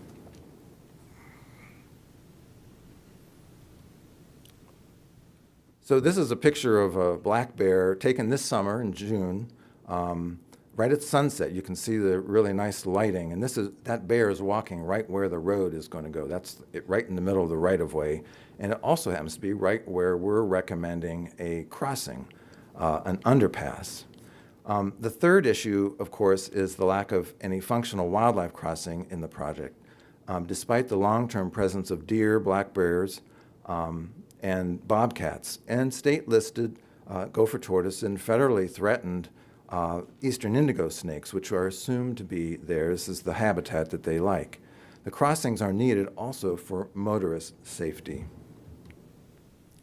This document, to document the significance of this is a larger picture of a smaller one that Trinity had shown. These are 5 years' worth of bear calls to FWC within 2 miles of the Railhead Scrub, which is in blue on this map. So again, we don't know if this is one bear that's gone to 50 places, or this is 20 bears. We don't know. And if you don't tag them, if you don't have GPS tags or radio telemetry collars on them, it's hard to know that. But clearly, bears are in the area. They're using this, and this is a key part of that wildlife corridor. And this map shows that there are the 2 wildlife crossing sites that Audubon Western Everglades recommends, one in the west, in the part west of Old 41, and then the purple, well, that one's in blue, the purple one is what Trinity had zeroed in on, that we had discussed with Dr. Dan Smith from the University of Florida, who is a well-renowned biologist who specializes in wildlife transportation conflicts and how to mitigate those. And so this is, he supports a crossing at this location. We had toyed with the idea of an overpass, but that's too expensive. It works in certain settings, but you need high ground on both sides. And we do have high ground, but I think the expense would be prohibitive. So an underpass is what we're looking at here, a 6x10 box culvert with ledges for animals to cross during storm periods when there's inundation in the bottom of the culvert. And so this is something that has worked elsewhere in the county. Here's an aerial of that site with the red arrow showing the location, and on the right side of that picture, of that slide, is a LiDAR image showing the high elevation of that. And this is just a clip of the same area from a recent elevation study that engineers did just not even a year ago, showing that this area is up to 22 feet in elevation. So this is a high pile of sand. This would have been the place to be during Milton. And this is a close-in. I think this is the one that Trinity had shown, and you can see this is the corner of the county preserve property. It's very, very high sand. You can see the descent into the eroded area. I also want to point out that all those yellow dots, if it wasn't clear, those are all gopher tortoise burrows. So it's a prominent element of this. And can I ask a quick question? Just, those are identified burrows, Yeah. but are they one per, or burrow per tortoise, or? No, unless you dig them out, which is kind of counter to protecting tortoises, Right, you could scope them with an endoscope, kind of like right. is used in medicine, to find out, but that's invasive too. So FWC's formula is to estimate 50% are occupied. So you divide by 2 and get your number of estimated tortoises. Gotcha. Okay. And here's an example of a very functional large animal underpass. This is 846 Immokalee Road at Camp Keys Strand. Camp Keys Strand is the big cypress slough that is just east of Corkscrew Swamp Sanctuary, not too far from where Commissioner McDaniel lives. And it's you can see a bear just about to go under that. And I want to point out also, you can see fencing on top of that. That's an important part of making these things work. Here are 2 more. These are wider. The one on the left is Oil Well Road at Camp Keys, so this is south of there, but it's an 8x24 box culvert. And the one on the right is a 2-lane 846 arch culvert that's east of Immokalee. So this is 846, but east of Immokalee going over towards Hendry County. And one other point I want to make about crossings is you can put ledges on these things to mitigate the problem that water would pose during the wet season or during storms when it would be inundated. Large animals go through the water anyway, but gopher tortoises would need something like this to make it useful. And this is the overpass, the Florida land bridge that Trinity showed. I'm not putting it here because I think this is what we need to do. It'll be too expensive. I'm just saying that everybody across the country is looking for ways to mitigate the conflict between our ever-increasing roadway and transportation networks and wildlife corridors. If we want to have grizzly bears, black bears, cougars, you name it, wolves, we've got to figure out deer, elk, we've got to figure out a way to get them across these roads and not get killed and not hurt ourselves as well. I want to make a note about state and federal permitting. Gopher tortoise are state listed as threatened. Eastern indigo snakes are federally listed as threatened, and there are possibly other species on the pond site. Wetland impacts must be minimized. Alternative pond sites and wildlife crossings are obvious means to address these impediments to permitting Veterans Memorial Boulevard.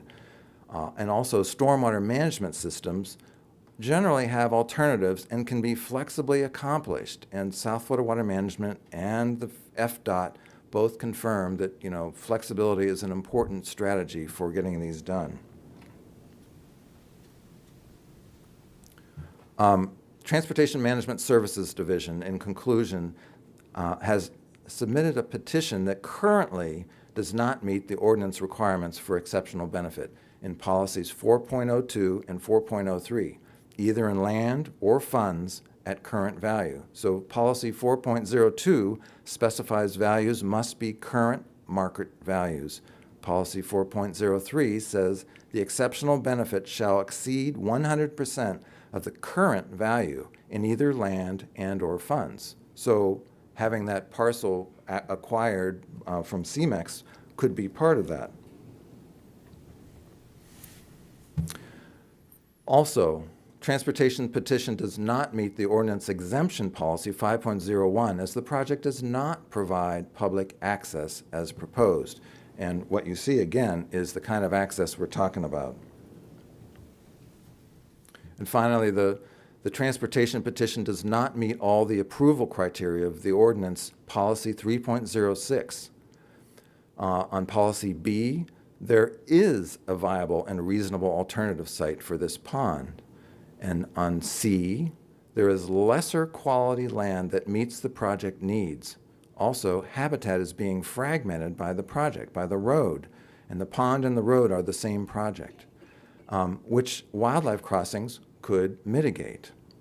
Subpolicy D, there are no exceptional benefits from access, funds, and/or land, but that could be remedied. And the last one, E, the project will adversely affect state and federal listed species, gopher tortoises and eastern indigo snakes at least.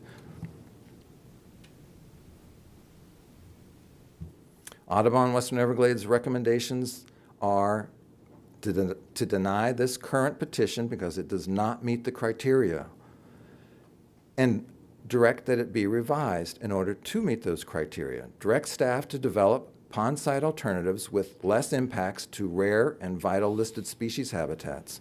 A primary option that we recommended was not evaluated by the 2020 RWA study. Second, incorporate 2 wildlife crossings under the Veterans Memorial Boulevard in strategic wildlife and motorist safety locations, and you saw those on the map. And finally, consider exceptional benefit additions, including the vacant CMEX parcel off of Wiggins Pass Road that offers parking, trailhead, and rails-to-trail access options, and also saving the scrub.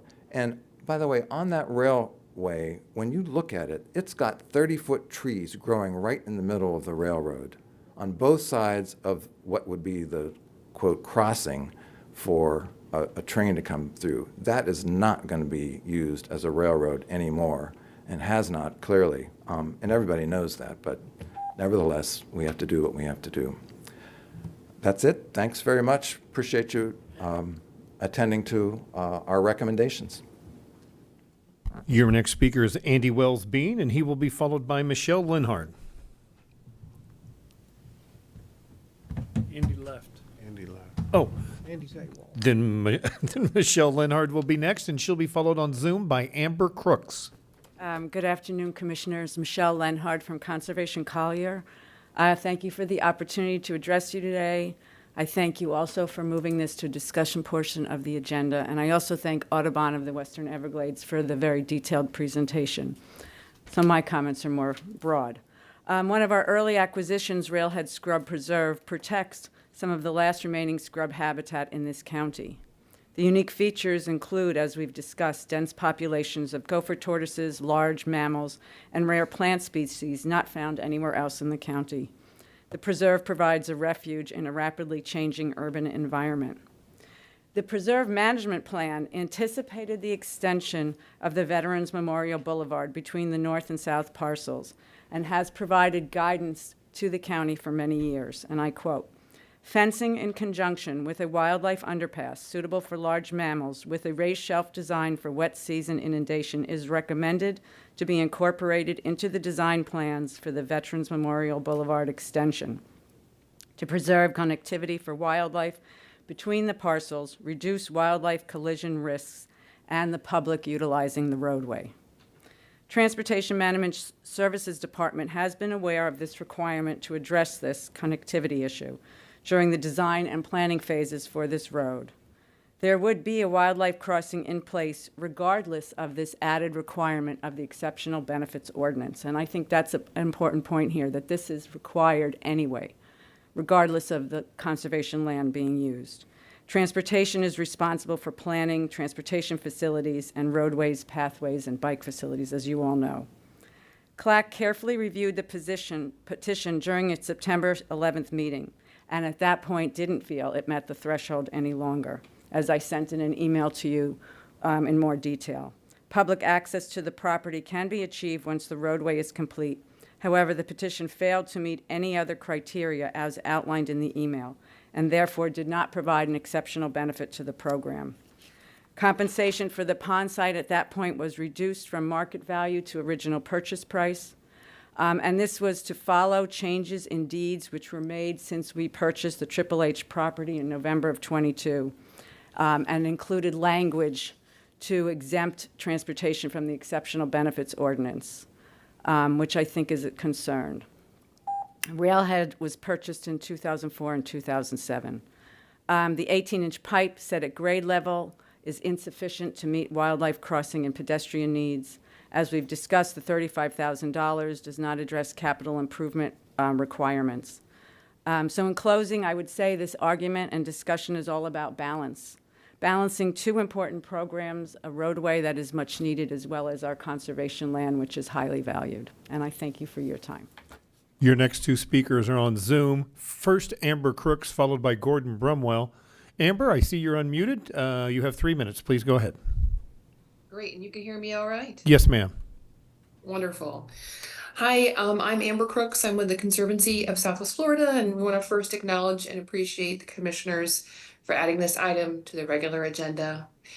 I have visited the Railhead Scrub on one of your Conservation Collier special events that was hosted and viewed the sunrise over the preserve. It's absolutely breathtaking.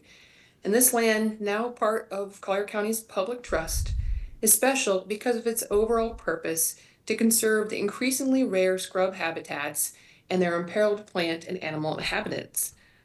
Scrub habitats themselves are rare and endangered, with over 90% of these type of ecosystems lost across the state of Florida, largely due to development. Gopher tortoises and their commensal species, which can be up to about 350 different species from snakes to bugs that also use the burrows, are plentiful there at Railhead. And we understand that larger species like bobcat, deer, Florida black bear are also present. Given this, we would recommend, as you're hearing from additional speakers as well, underpass that is of a larger size than is proposed. An 18-inch pipe is not sufficient to protect the species present on site and to treat the preserve with the type of care and consideration it deserves. Bear crossings in other part of Collier County, thinking around State Road 29, for example, are up to 8 feet tall and 24 feet wide. And it is our understanding that for deer, for example, a height of about 7 feet tall would be more appropriate for that species, not 18 inches. Is that really the best that can be done here? And listening to Trinity's presentation, I believe in some of the specs that she was 8 by 24 dimensions for the wildlife underpass, that is the gold standard.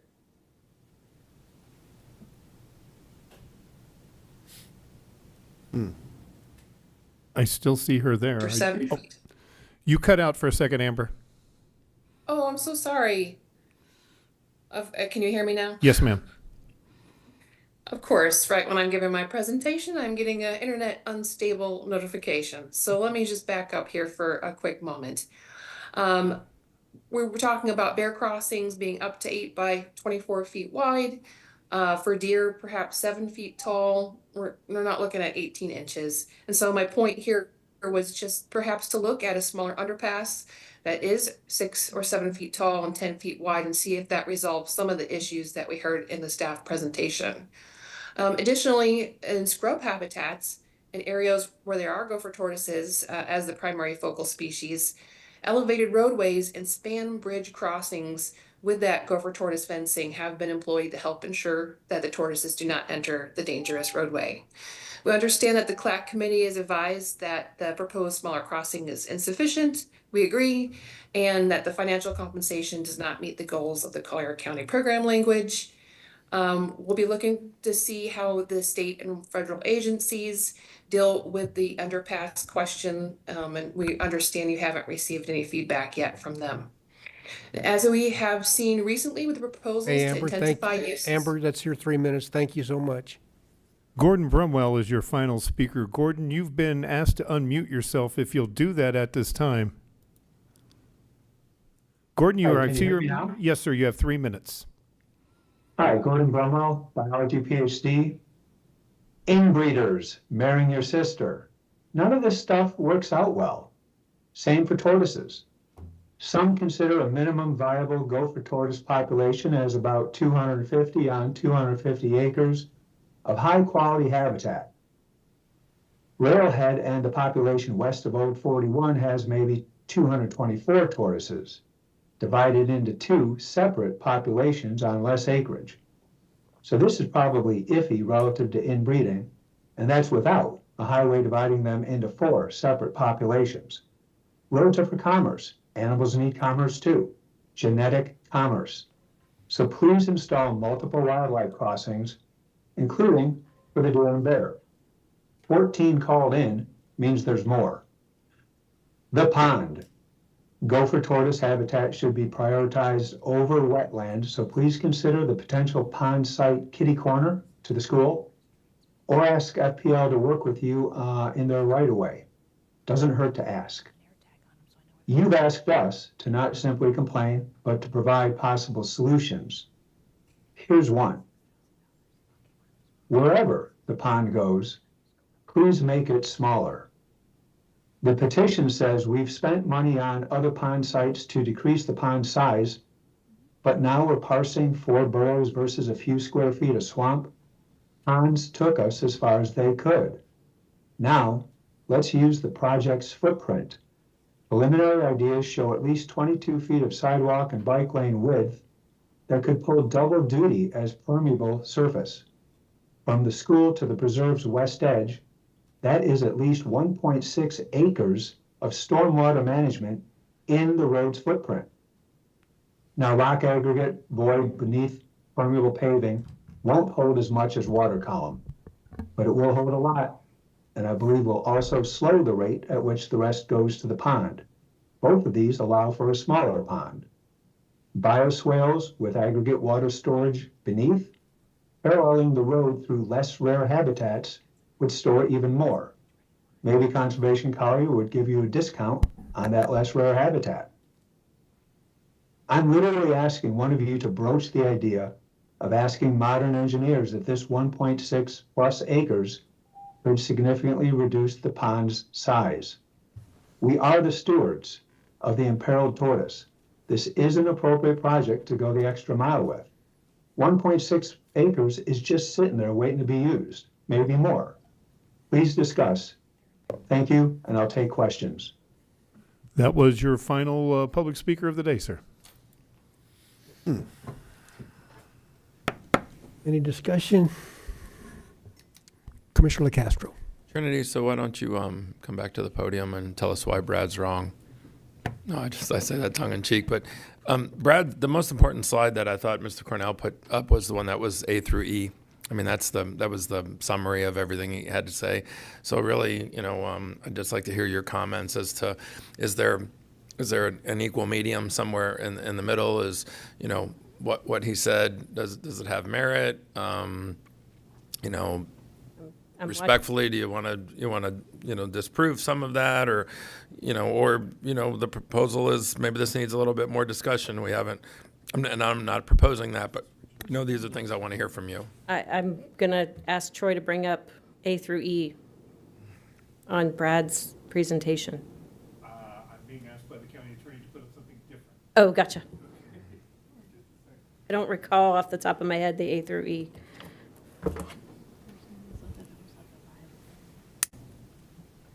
Okay, so the first one is with regard to the pond site being within a different drainage basin. Yeah. So from an engineering standpoint, I can engineer anything. You know that. You worked on an Air Force base. You know that. It's just how much money you want to put into things. But on the other side of the railroad, one of the challenges we have is the outfall. So it's not just about where the pond site is, because as we talked in your office about something different, my water just doesn't stop there and evaporate. It has to go through a train to be able to ultimately get out.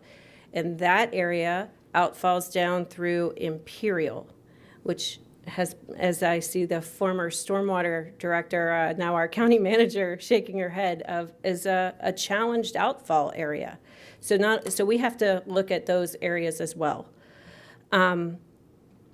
Purchasing additional property, I don't have a mechanism to go eminent domain, a non-willing seller. That was the CMEX property. Furthermore, the right-of-way from Wiggins Pass doesn't even connect there. It dead ends into the CMEX plant. So there would be a gap in even having public access. We would have to come all the way down the rail corridor to be able to get to this parcel that's being identified. So that's another issue with it. This is the slide, and you're starting to answer the question. So when he says B, there is a viable and reasonable alternative site for this pond, you disagree. Correct. There's another option, which is not untrue, but it's not, like you said, we can do anything for money. It presents things that where the juice might not be worth the squeeze, like I was saying. And I go back to when we originally started this process and we were looking all the way throughout the corridor, we sat down, we talked with the Conservation Collier team members and said, what are your priorities? Because if we can, move away from some of your priorities, wetland was one of their priorities. So the section, and I get it, whether it's not good quality wetlands or not, it's still 2 acres versus 4 acres of wetland that we would be impacting. And that's one of the main reasons between that and the basin going, and being in the correct basin. Let's talk the wildlife crossing.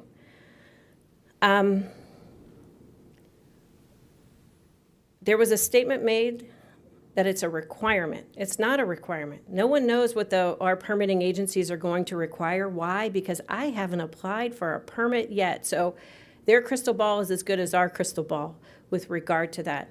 We have committed to what we think is a minimum crossing, knowing that the gopher tortoises, and by the way, that's not anything we've ever done on a project before. That was something that realizing that we had properties on the north and south and the turtle population, if you will, that we wanted to think outside the box and try to do something different. If our permitting agencies say that they want something more robust, we're going to do that. We do that on all of our road projects. But when you start looking at an underpass, Mr. Cornell talked about fencing is really important. I don't own all of that property along that corridor. I have a private property owner that's in a PUD immediately adjacent to me between the Conservation Collier properties and the high school. Now I have to deal with, I'm going to fence off their property. How do they gain access? Those are things that we would then consider and have to work through. What I'm telling you is that I still have a long permitting process to go through. This project is not permitted by Conservation Collier. It's not permitted by Collier County. It's permitted by the state and federal agencies. And that's who we'll go through. We will work with them. We will provide all the data that they want us to analyze. We will look at everything, and we will work with our permitting agencies and do what we need to do to get our permits. On his map where he showed, and I forget what slide it was, but there was a slide where he was showing other proposed areas. Can you summarize again why those aren't acceptable alternatives? Maybe, is it that one? There was one that had that aren't. Yeah, I think it's this one. So from a tortoise perspective and from the habitat. So remember, I talked about the prioritization that we sat down and talked with Conservation Collier personnel before we started. What are your priorities? Tell us what is your top priority. Our top priority were gopher tortoises. The second was scrub habitat, and the third was wetlands. So it really comes down to that third criteria. Pond Site 1 is about 2 acres of wetland impacts. Pond Site, what we call 6, because we started out with 5 and we added 6 after the team talked with the CLAC, and they actually sat down with Brad as well. That was why I was able to give you the feedback. We talked with them a few months back. But the difference is the wetland impacts. It's 2 acres versus 4 acres of wetland impacts. So Pond Site 1 is less wetlands. I'm going to go back if I can to find his, I think that was at the beginning.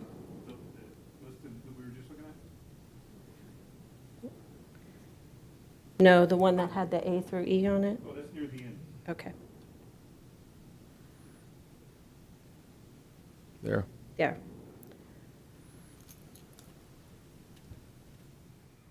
So no exceptional benefit from access funds and/or lands. Once again, we sat down with the staff ahead of time and said, do you want a parking area? Do you want a restroom facility? Let's see if we can work that in. And the feedback that we got was no, that they didn't want to have additional impacts to the program lands, and that they felt that sufficient public access was the sidewalk. We sat down, I mean, it's not that we didn't try, we sat down with them, but if they tell me it's not something that they want, then it's, not something that we're gonna go out and go do. That would impact additional gopher tortoises and additional species. And I don't disagree that the roadway project is going to have to contend with state and federal listed species, and we will go through the appropriate permitting process to be able to get our necessary permits to be able to build the roadway. I mean, it's, that criteria is virtually impossible to contend with, because one, they wouldn't buy the property if it didn't have some sort of environmental value, and you can't put a project on it and not touch any, not touch a blade of grass, if you will. So it's virtually impossible to meet that. We know that there are listed species there, and we'll work through our permitting agencies with regard to that. I would also note, there was some discussion about the FPL. So let's talk about the difference between FPL when they're in their own corridor on their own property versus FPL in my right-of-way. And I say my right-of-way, it's collectively our right-of-way. So when FPL is in our right-of-way, we are the king and queen. And when I want to go deal with FPL in their right-of-way, they are the king and queen. And they're not always the easiest to deal with regard to that. We're dealing with that now on Pine Ridge Road with the jug handle, and trying to work with them about having to move poles and things like that. They may have additional things that they want to do within this corridor that's not going to, where they're not going to want a pond site in there. So it's not just it's done. Not necessarily. And like I said, they're king and queen when it's their road, when it's their property. I was looking to see if I had anything else in my notes. Let's see what Commissioner McDaniel wants. Will you finish? Yes. You ready for me? Okay.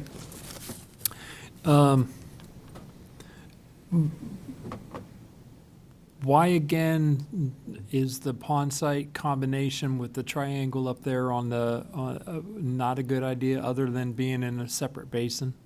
Wetland impacts as well. So not only do I have to look at the basin and look at the challenges that I will have with the outfall for that specific basin, but I'm also looking at the criteria. It's the difference between, based on our analysis, it's about 4 acres of wetland impacts versus 2 acres of wetland impacts in pond site 1. Right, but no tortoises. And The other one had minimal tortoises as well. From a tortoise standpoint, it was from the first 2 criterion that we received from the Conservation Collier. No, the triangle had 3 dots on it. Yeah. Which means a tortoise and a half per Brad's population estimator, so. And I think ours were just a few, so it was maybe 3 or 4. In our pond site, I think Tim said there were 6 relocations So potentially. nominal. What are you doing? What are you? Okay, let's not do that while we're talking, then we'll hunt him up. Would you put Brad's thing back up there for me, please? In my peripheral while I was trying to maintain some kind of focus. I'm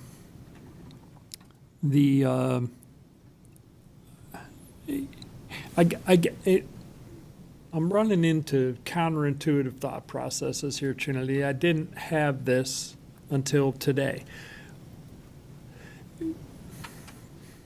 Who at Conservation Collier are you talking to? Is our consultants talking to that are offering up what I perceive to be as counterintuitive statements? As an exceptional benefit, we can provide access to Conservation Collier piece of property. Well, no, we don't want public access. The sidewalk will be sufficient because we don't want the additional impacts of the public access. It's not that they don't want additional impacts. They want the public to be able to go there. But when you start putting a restroom facility and you start putting a parking lot, now the measle map, I like to call it, the dots, there's more of them that are impacted. Right. And so this was staff under Jamie and I, and we actually started when the program was over in Parks and Rec having these conversations. So that should tell you how long ago these conversations started, and we started this process. And that brings me to my next point, or my next thought. You haven't even applied with the agencies yet. Why would we be negotiating with staff from 10 years ago on their wants and needs for the program? Let me finish. when you haven't even applied to the agencies yet to find out if, because this whole discussion about a wildlife crossing or 10 might be mute. If you get dictated you want your road, you put in a crossing, period, to end. So why wouldn't we go to the agencies, get the requisites from the agencies, from the state and federal level, then come back, and it may placate what Jamie's Starts making. with the stormwater piece, and so I need to kind of know where my stormwater is going to go, because that's the permit I'm going in for. So my 404, I need to know what my wetland impacts are. All of those, you don't just look at one part of it. I'm going in for the whole permit. Don't you have So to go- if I can't get this property, then I have to go find a different pond site, or I'm coming back to you and saying, I'm sorry, commissioners, I can't build this road. Let me give you a different thought process. You can have this pond site. Go get your permit for the road, and then put the pond site here. And then we'll know where the wildlife crossings are gonna be and what size they are and whether we have to fence or not. We have committed to that all along, that we have to go get permits. These conversations are going to be had, but what I have is, I have an advisory committee that is attempting to put permit level requirements on the roadway without having had those conversations with the permitting agencies. We're saying, if the permitting agencies say do the wildlife crossing, we're going to have to figure it out. That's correct. But, and again, the county attorney was sharing with me probably a better way of saying what it is that I'm talking about, but it feels like I'm negotiating against myself. I don't want to negotiate against myself. At the end of the day, it is this Board of County Commissioners that makes this decision. The CLAC is an advisory board. Your staff are advisors to this Board of County Commissioners. So why argue about a wildlife crossing or not? Why argue about the size, shape, and color of a wildlife crossing or not? You can have this piece as your pond site. Go get your permit for the road, and then we'll worry about the wildlife crossing size, shape, and color. Commissioner, that's where we were. Yeah. That's from a staff perspective where we are. So what are we arguing about? Trying to make a motion in a second. Commissioner, this was on the consent agenda and was brought to the regular agenda to give the environmental community a chance to voice their continuing concerns. We were at where we are and where we need to be with this pond, with no other viable choice but to site the pond and get the permits. Here's the deal. I got taxpayers screaming at me for road. And I want to make a motion to approve this as it is. You go get your permits, whatever they say, whatever the requirements are, we'll do those. And we'll, hopefully by 2028, we have a road connected to Highway 41. Yeah, I got $1 says you don't do it by then. I'm not going to take the bet. Okay. I've been here 2 years. So I made the motion to approve, Mr. Commissioner Saunders. I thought I was confused when we started, and now I'm a whole lot more confused. But I just want to ask you a question about the pond sites. And I don't have the diagram up here, obviously, but you have a pond site that you've sort of selected because it has less impacts on tortoises and it's less of an impact to wetlands. They're suggesting a different pond site that will impact 4 acres of wetlands and will impact a few more tortoises. Less tortoises. Less tortoises. Less tortoises. Yes. Less tortoises, twice the wetlands. Okay, so this is and that raises my In question. the wrong is- basin. Okay, I understand wrong basin and, The outfall's the big thing. That is a huge issue for Imperial. We faced it with the school when we were trying to Yes. deal with the stormwater. all right, so that location is not really a viable location. No. All right. I'm going to ask a question anyway in terms of, because now I'm curious about, why would we really care whether it's 2 acres or 4 acres of impacts to wetlands? It just goes back If to, everything else was equal, would it make any difference? I have to be able to permit it, obviously, but it goes back to when we were sitting down with Conservation Collier in the beginning, and we're trying to minimize impacts. They would like me to have no impacts. Figure out how to have a pond site that doesn't impact a tortoise, doesn't impact any of that. So that was the difference between those two, plus taking into consideration the fact that I know that there's outfall issues on the other I'm side. just asking a question now because I'm Yeah. curious as to, if we weren't worrying about the outfall, I know that we are, but if we weren't, would it make any real difference if it was 2 acres or 4 acres? I mean, Costs more in the grand money scheme of things. for mitigation. Okay. That did- you don't- All right, that's all. I was just Yep. curious. Commissioner McDaniel. We haven't explored, do we know what the mitigation costs are on the proposed pond site?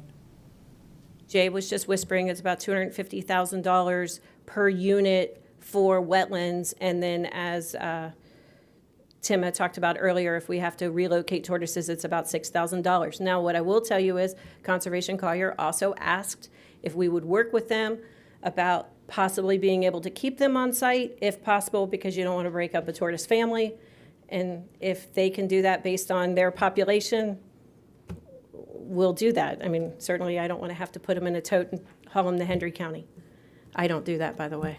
Did you ask FPL if you could encroach on the right-of-way? Yes or no? No. Okay.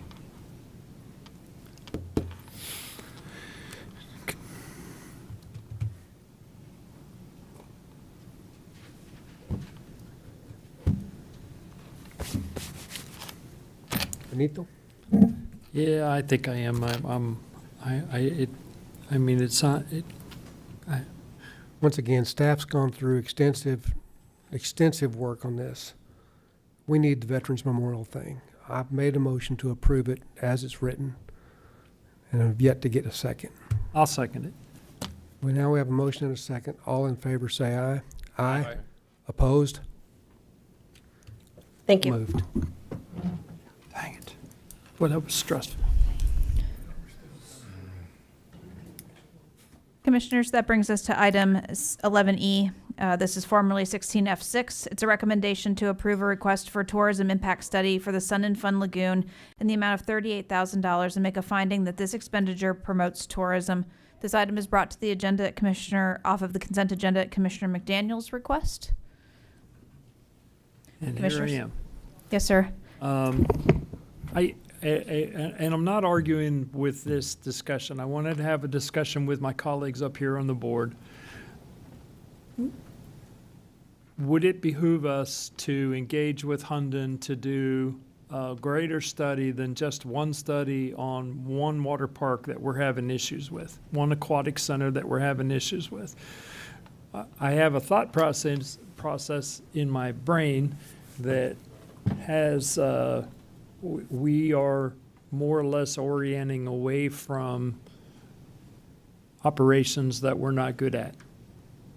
We have a 90,000 square foot private indoor aquatic center now that was not in our world 20 years ago when Sun and Fun was built. Is there a dire need to repair Sun and Fun and bring it back up to what it was? Or can we do something different with it, not have the lazy lagoon, not have the slides that are in disrepair, just have a swimming pool and not have a aquatic center like we have been moving to be building? And my thought was, rather, when this came up, this is a good idea to do, but my thought was, I think we have 6 or 7 aquatic centers throughout the community. 5. 5? We know we're going to keep 3 of them. We're going to keep the one in Immokalee because of its remote location. We know we're going to keep the Donna Fiella's Eagle Lake facility because it's the second newest, and we know we're going to keep Big Corkscrew. After that, why don't we do a study on Sun and Fun and the one in Golden Gate, and make a determination then as to what we're going to do?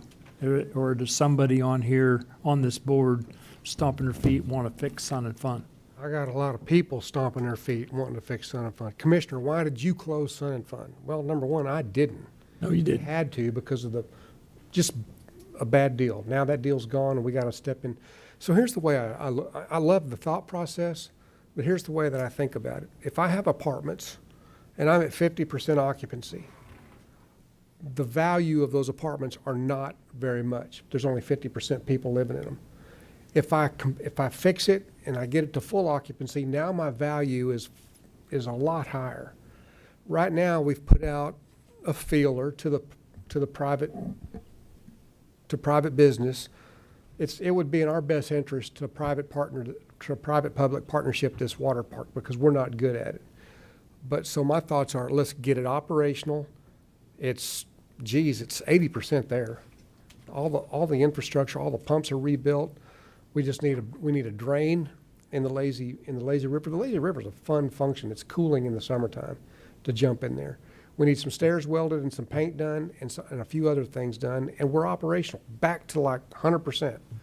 Now, when we get that done, that may be appealing to somebody that would like to come in and say, hey, we'll operate this for you, and as a private-public partnership, but they don't want to come in and have to put the capital in to fix it because it's not their asset, it's ours. So yes, I would like to see this thing finished with all hands on deck, all resources available. We're talking, what, $800,000, John? To get it fixed, $800,000 or $900,000 is all? And it's, with the study, we can use tourism tax dollars. I think you're off a little bit on your estimate. Yeah, but it's much more than that. Well, total it was, but there was something about $800,000 or $900,000 to get the stairs finished. Yeah. For the record, John McCormick, Director of Facilities. Yeah, we talked about $800,000 cost to prepare the stairs, get that operational. Right, that's what I was thinking of. Yes, it is. But we're not talking about, and that's what the study's for. We got to get the study out of the way so we can use tourism tax dollars to get it fixed. What's the cost of replace the slide? The slide's dilapidated. There are some engineering estimates right there. Is this not an $800,000 fix? No, the stairs. It was $2 million total. $2 or $3 million total. We talked about it last January when this came up. $5. Still, yeah. Anyway, it's tourism dollars that we can use. I to get it understand. fixed. I understand, but it's $5 million to fix it. I'm not going to argue about the money. That's fine. There it is, 4780. Mr. Chairman, I got my Sure, go ahead. button pushed there, and I wanted to mention a couple things. First of all, we did appropriate money in 2017 for this very purpose. Money's in the bank. Say that again? In 2017, we appropriated money for this very purpose, and that money's still in the bank. As part of the bond issue. So funding is not an issue. We have two parks that you mentioned, Golden Gate and Sun and Fun. Right. It's one thing to build a park, it's another to tell a community you might be closing it down. And so I would object to any recommendation that we do a study to determine whether or not we should keep these parks open. So I'm just want to make it clear that you even put that out there. You even have that study conducted. You're going to have a whole community wondering why their facility is going to be closed. So I'd rather not have us go down that path. Okay. Well, and maybe I misspoke. I wasn't talking about shutting them down. I was just talking about reducing the facilities back to a lesser maintenance. I mean, this facility cost an enormous amount of money in the first place. I was just thinking about eliminating the slide, eliminating the lazy river facility, and having a swimming pool for the community to utilize. We still have other aquatic centers throughout the community, and that was my thought process. And we're not very far from having a class operation right here. And we've learned from the past of how to maintain it. And the way that it's being built and rebuilt, it's going to be maintained up to top standards. All right. Well, staff's not allowed to tell me who up here is thinking like this, and so all I knew was one of my colleagues had an issue of hammer down wanting to fix this thing, and I wanted to have this discussion to make it for us to be making a decision long-term as to what we're going to be doing with regard to our aquatic centers throughout the community. Long-term, I'd like to see us enter into an operational partnership with So somebody. your rationale is fix this, get it going, and then do an ITN make it like we had appealing talked for about somebody to doing operate it, to yes. bring somebody in to operate it. All right. Commissioner Castro. Can you go to the slide that had the $5 million on this? I mean, if I understand this correctly, one of the reasons why we needed the study is in order to use the TDC dollars, we have to do a study. So that's why we're like sort of forced into a study. So if that's the case, then it seems like we don't have a choice. But I'm inclined to I'm leaning towards what Commissioner McDaniel said. To me, this is the money slide right here. And I don't mean water slide, but the slide. I sit here and go, you have 5 people up here that aren't dumb or stupid. So I look at this and I always use the term as the juice worth the squeeze. I don't know why we have to restore Sun and Fun back to the exact specifications on the day the ribbon was cut.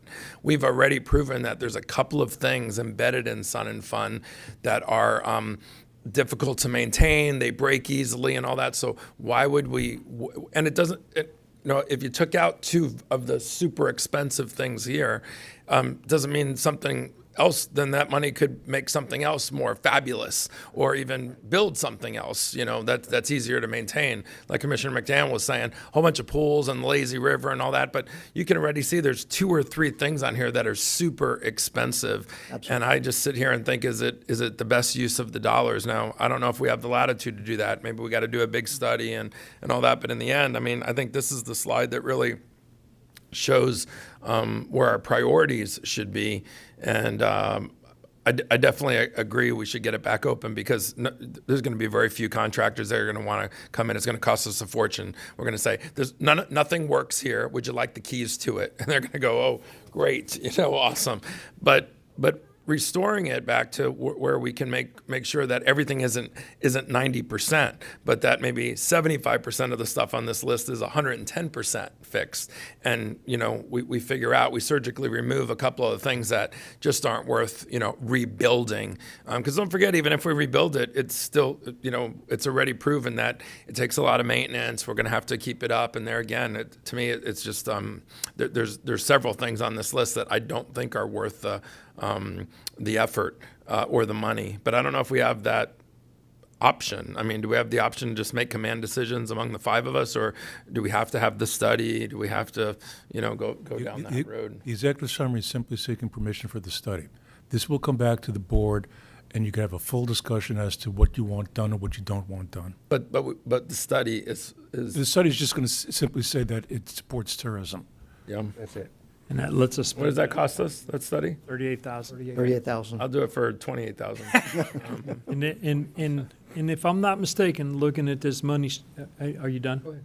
Yeah, well, so my closing comment is you do a $38,000 study, and then it allows us to have the real discussion. Okay. It's not, it's a, Spend tourism. Well, you can have that discussion now, but you can't use tourism dollars. I got you. Yeah, so I'll make a motion for approval of doing the study. Yeah, I'll second it. Okay. So at least we're headed in the right direction. All in favor, say aye. Aye. Opposed? Mr. French, you want to give us just a quick summary of what you found? Because I know you've been out there. Yes, sir. Thank you. For the record, my name's Jamie French. So commissioners, so Parks and Recreation has recently been reassigned to our group. So one of the challenges that we have found is going out there to assess all of your parks facilities to determine why certain things have not been completed and what has been completed and how our maintenance schedules are going. So with Sun and Fun, I would only ask you to consider looking at this from a critical path position. And we want to do everything, and believe it, and I know Terry's going to write this down, but I want to avoid permits, right? So maintenance items don't require permits. So we believe we can get this park back open. We believe that from a construction perspective, although we respect our partners at facilities, we often find from the regulatory side, we train them as probably more often or as often as the private sector on what requires a permit and what doesn't. And working with Dr. Yomez and Ms. Cook and some of our building division staff, Rich Long, who you recognize today, thank you for that, and his group, we believe that we can get this park open. And our goal is to really get this open by spring break. I recognize that they'd love to do a $450,000 bathroom renovation, but there's no code requirement for that. You're only held to the code at the time of construction. And although it would be nice to have these things, that would be a policy decision or a board decision as to whether or not you expended those dollars. Not Mr. Finn, but Mr. Johnson, he and I met on this yesterday to go over exactly that, Commissioner Saunders. what is the remaining amount on the bond? Because at one time I was your public services department head, and I looked at this very thing. And although I recognize that previous administration may have had big grandiose ideas on what amenities that they'd like to add to this, that permitting phase through the state of Florida is a real deal, and it does take a very long time that we can't influence. So we'd like to avoid that. We'd like to stay within the confines of the permits that have already been issued, do as much maintenance on this facility as we can to get it open. They're there right now, pulling weeds and making sure the water's sparkling. Although you may not be able to enter, it doesn't need to look like it was abandoned. It needs to be look well taken care of. So we've got staff there right now working on this facility, much no different than we approach DAS. So we appreciate your support with that, but we'd like to bring you something back. I'm not certain that we can get all 5 slides open because there may be some structural integrity issues, and we may have to go through some permitting. But for the most part, we believe that we can get most, if not all, of the amenities back open by spring break, maybe a little after, but we've got the, as Commissioner Hall might say, we've got the pedal to the floor. We're running with this thing, and we're done when you tell us we're done. Right. Thank you. So long as the study take.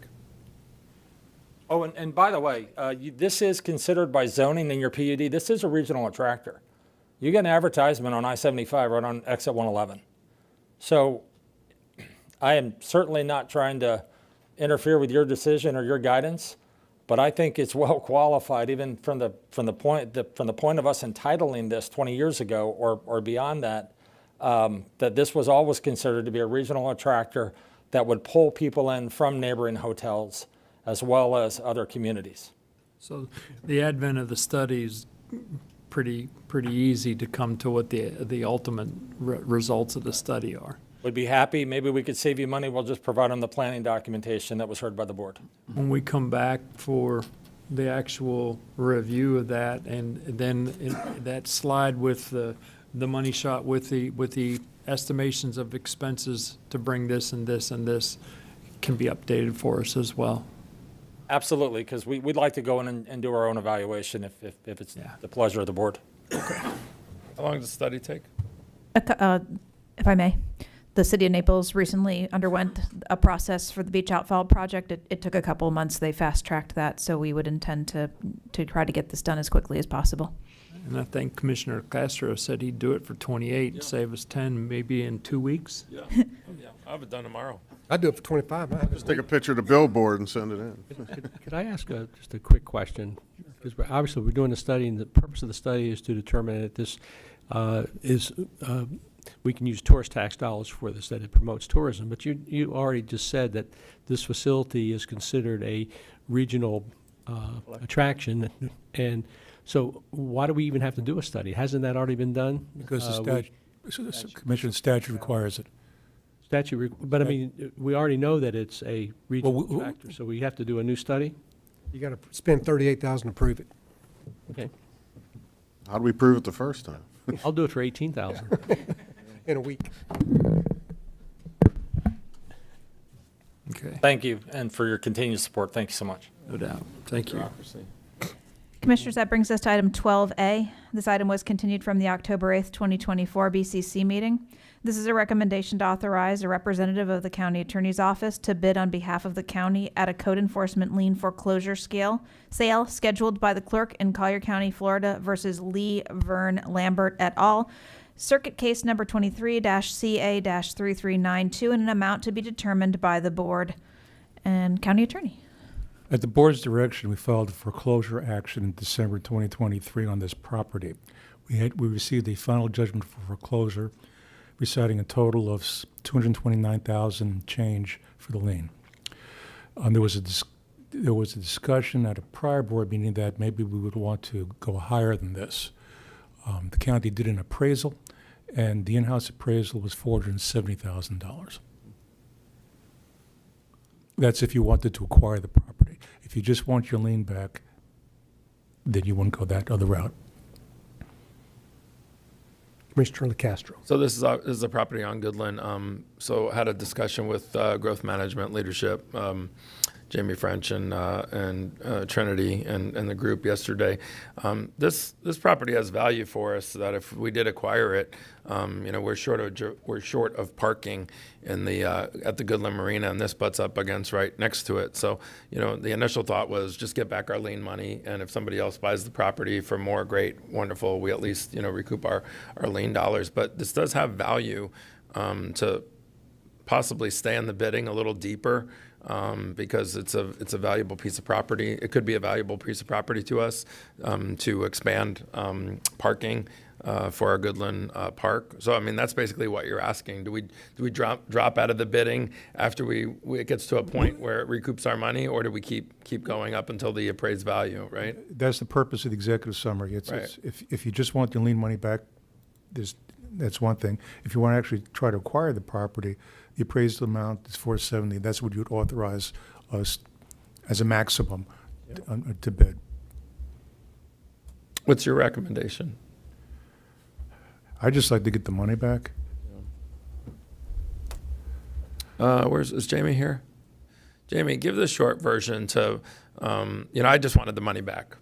Because I already know that there's several citizens that are looking to acquire this property. They'll tear down the house immediately and build something fabulous. It's on a very visible corner, but it also is on the corner of the entrance to our marina and our park on Goodland, which has, you can't make that park any bigger. So before we lose this property to someone who's definitely going to bid on it for close to the appraisal value, I believe, why don't you share the thoughts with all the commissioners here on what you think the value is and what your recommendation is. Commissioners, thank you. Again, Jamie French, for the record, put a coat on this time. The park this is a very uniquely situated parcel that it does abut next to one of our primary used boating facilities. We have a very limited footprint on this site. If you know anything about this site, on the park site, on the eastern boundary, there's a preserve and wetland for drainage. And although we've not given a great deal of consideration here, that area could be well utilized for parking, for internal capture, and then we could relocate, perhaps tear that place down and use it for community drainage, as well as perhaps kayak access, because there is water access there. It's really the determination of the board where you would want to go with this. We have not planned this. Again, this is just a unique opportunity. We were involved, if you remember, with the foreclosure, as the code enforcement group does fall under my purview. Jeff is absolutely right. We would certainly want to recover our money. We think it's the right thing to do.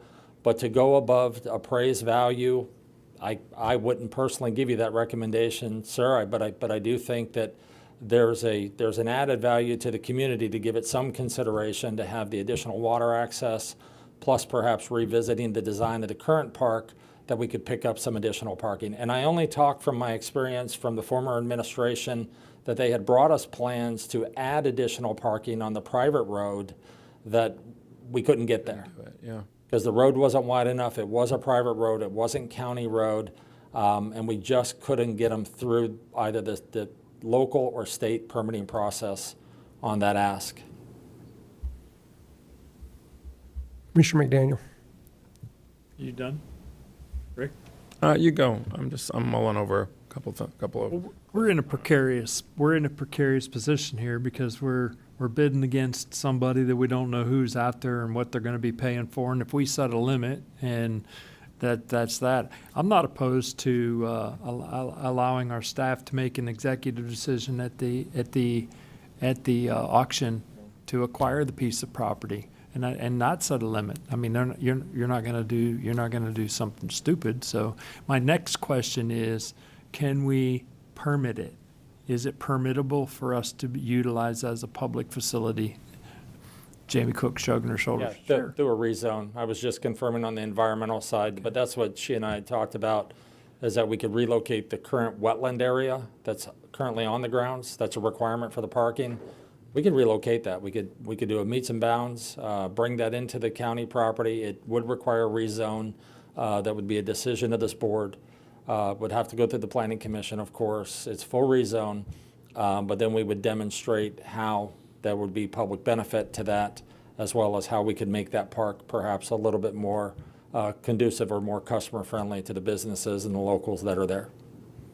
Yeah, I think though that you'll get some pushback from some citizens there who they realize the park is sort of bulging at the seams, but they're not looking for us to make it bigger. Some citizens. I think what we'd be asking for is no more impervious surface other than perhaps some parking. We're not looking at putting it, we wouldn't recommend, and I can say that with some confidence, we're not looking at putting more buildings in there. It's simply for pedestrian parking for that non-trailered vehicle is what they're short of at that location. Yeah, I agree with Commissioner McDaniel. I think that we don't have a crystal ball here, and if we set up, it's like that'd be really stupid. I think that we shouldn't pay above appraisal value, obviously. So that's the ceiling. But I think whoever from the county attorney's office is at this sale has the latitude to say, hey, listen, I think we're in an area where we're beyond where we really should be as a county. We've got our money back and then some. Is that something, or do you want something more definitive? I do not have the legal authority to I'm sorry? I do not have the legal authority to bid above whatever the board wants, and you can't give me a blank check either. It was appraised at or something. Or something. Now, if we can come back to and say, well, somebody else offers $600,000 at that point in time, yeah, it's a no-brainer. You could. That won't be the look at case. it. That's probably not going to be the case, no. Well, the other alternative is just get our money back, go do what we always do, instead not get into the business of buying property at auctions. Just limit it to our bid up to the amount of our money and be done. I can tell you whatever we decide, it's a positive from what this thing has been. Amen. So this is like we're trying to decide frosting here, and I'm more inclined to get our money back. I like the idea while we were brainstorming, in my office about what could be done on this property. But I think that that's like 49% great, but 51% is just getting our money back. Sorry. Commissioner Saunders has a thought. He's down there tapping his pen. A thought. Here we go. Just trying to get somebody's attention. Okay. That's all. No, I think we should permit the bid up to the appraised value. If it's a valuable piece of property and we acquire it, and we decide we don't need it, we can always sell it. So somebody I don't wanna outbids us, tie they up outbid staff's us. hands to just getting our money back. So I'll make that motion, but I think going above the appraised value, I think would be that's a would be non-starter. reckless. So Yeah. I'll make the motion to permit staff to bid up to the appraised value on that property. Yeah, I'll second that. All right, I just want to make one comment before we vote. Appraised value is top value. So if we want to buy it for top value, it's hard to sell it for topper than topper value. So, I guess what I'm saying is the way that I would approach this is what is our exit strategy? What do we want in the end? Do we want a parking lot, or do we want just to get our money back? And if the property is valuable to us and we want a parking lot, then we can bid to $400,000 or 300, whatever, just less than the appraised full top value. Or if you want to go top value, we can. But it just depends on what our exit strategy is. What do we want to do?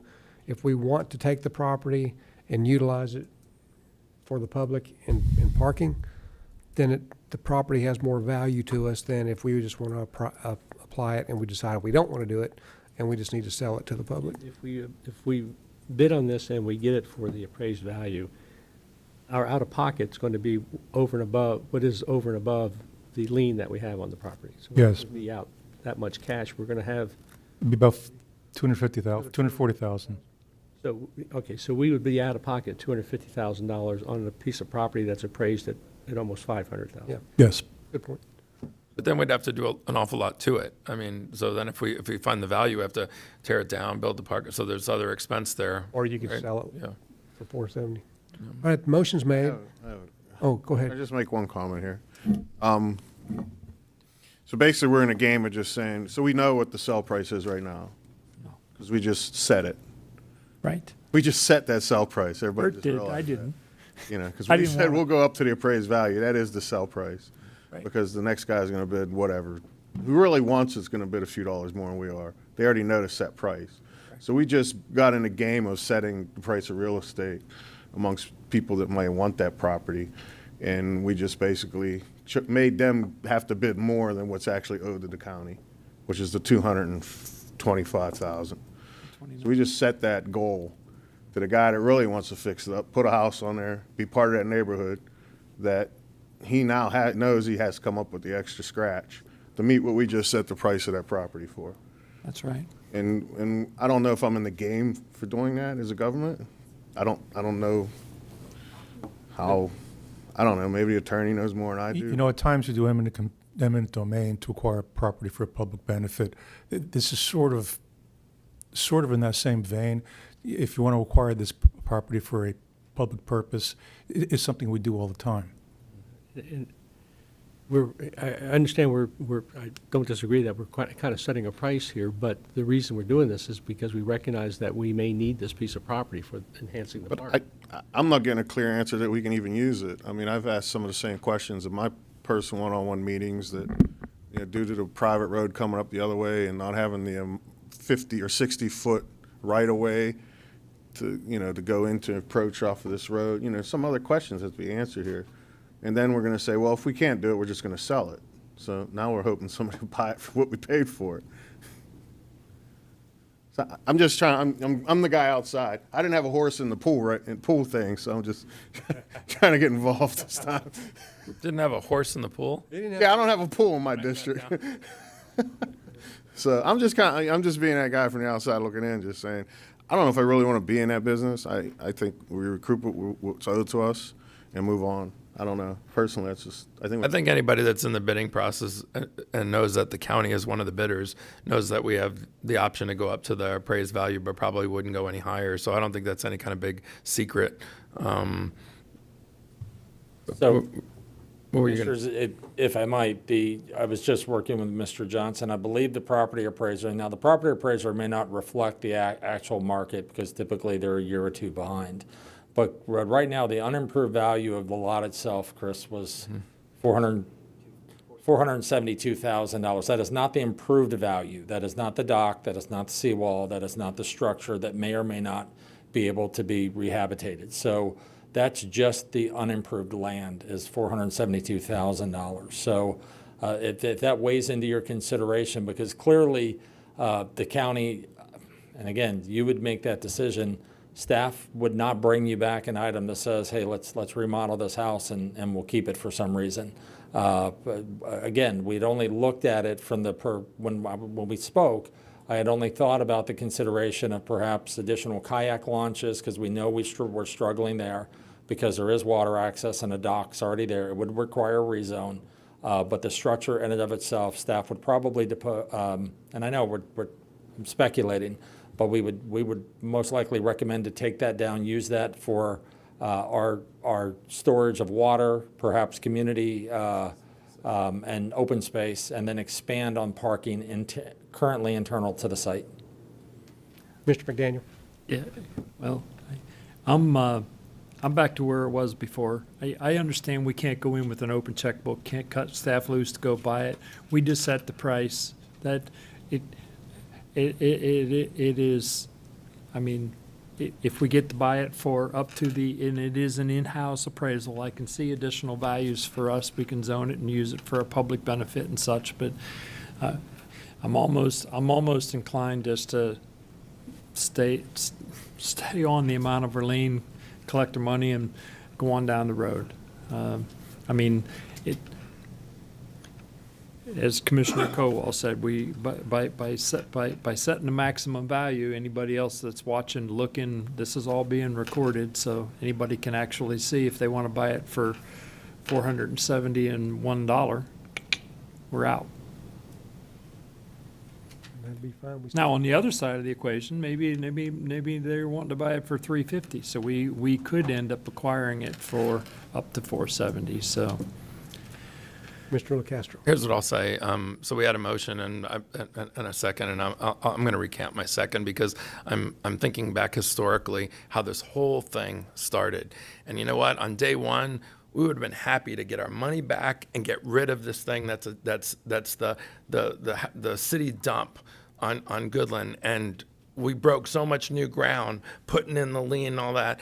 Yes, it was an interesting conversation saying, hey, but if we got it, what about, the people that I know that live in that area, they're not, they want that house gone. They want to see a beautiful house in that corner, and they want somebody great and wonderful to move in. And we're happy to get our money back. I know we're thinking out of the box, but, I think we're overthinking this one. We're over-engineering it. Let's get our money back. Let's take the advantage of all the hard work that the county attorney has done. Somebody's going to get that piece of property for a really good deal, but then they're going to have to sink a ton of money into it. And in the end, we're going to bring to Goodland what they've been wanting to have on that corner for years, which is a much better, homeowner and landowner. So I would say that the smart thing to do from day one, but then we're sort of even. I'll say I'm guilty of starting to overthink this, of what could be done, is the county goes up to the amount that gets our dollar value back, and people are going to bid over that, and in the end we're going to get exactly what we wanted many, many, many months ago, which is just the money out of this parcel.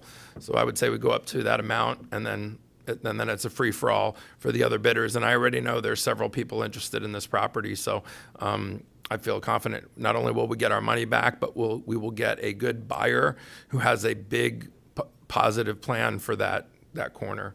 And I think it'll be mission accomplished. So I'll let Commissioner Saunders restate his motion. Right, so I made the motion to authorize staff to bid up to the appraised value. The reason I made that motion is because there's been discussion about the potential for needing that property to improve our park operation at that facility. We won't have that opportunity again, so I'm going to stick with the motion. There is no second to it, so I may fail for lack of a second, but that is the motion.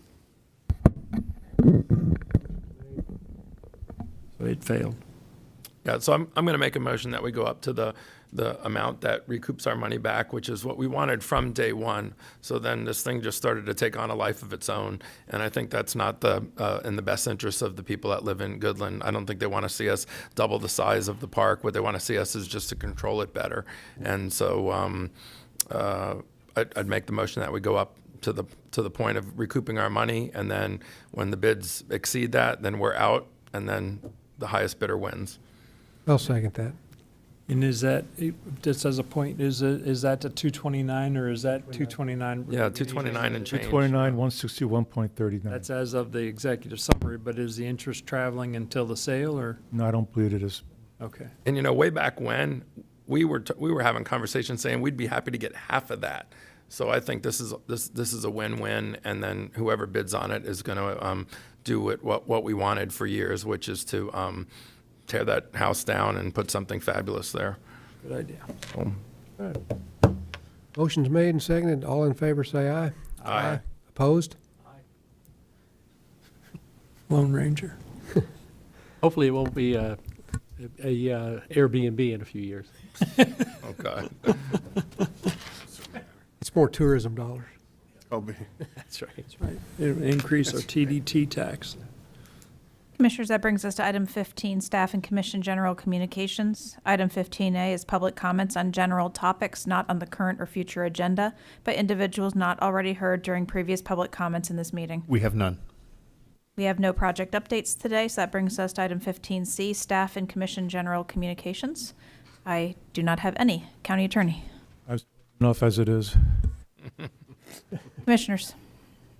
Commissioner McDaniel, you got a couple things you want.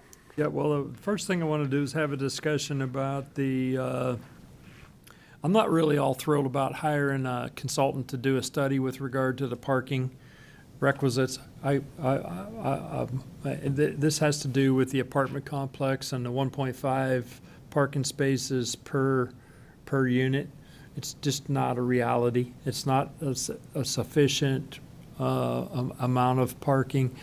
I think, and I know we're Mr. Bosey left, but we have an overworked and stressed planning department. I guess my question is how hard would it be for a collection of 67 counties to see what other communities are using as a parking requisite for as opposed to going and hiring a consultant to tell us what we think we need to do? Thank you, Commissioner. Again, for the record, my name is Jamie French.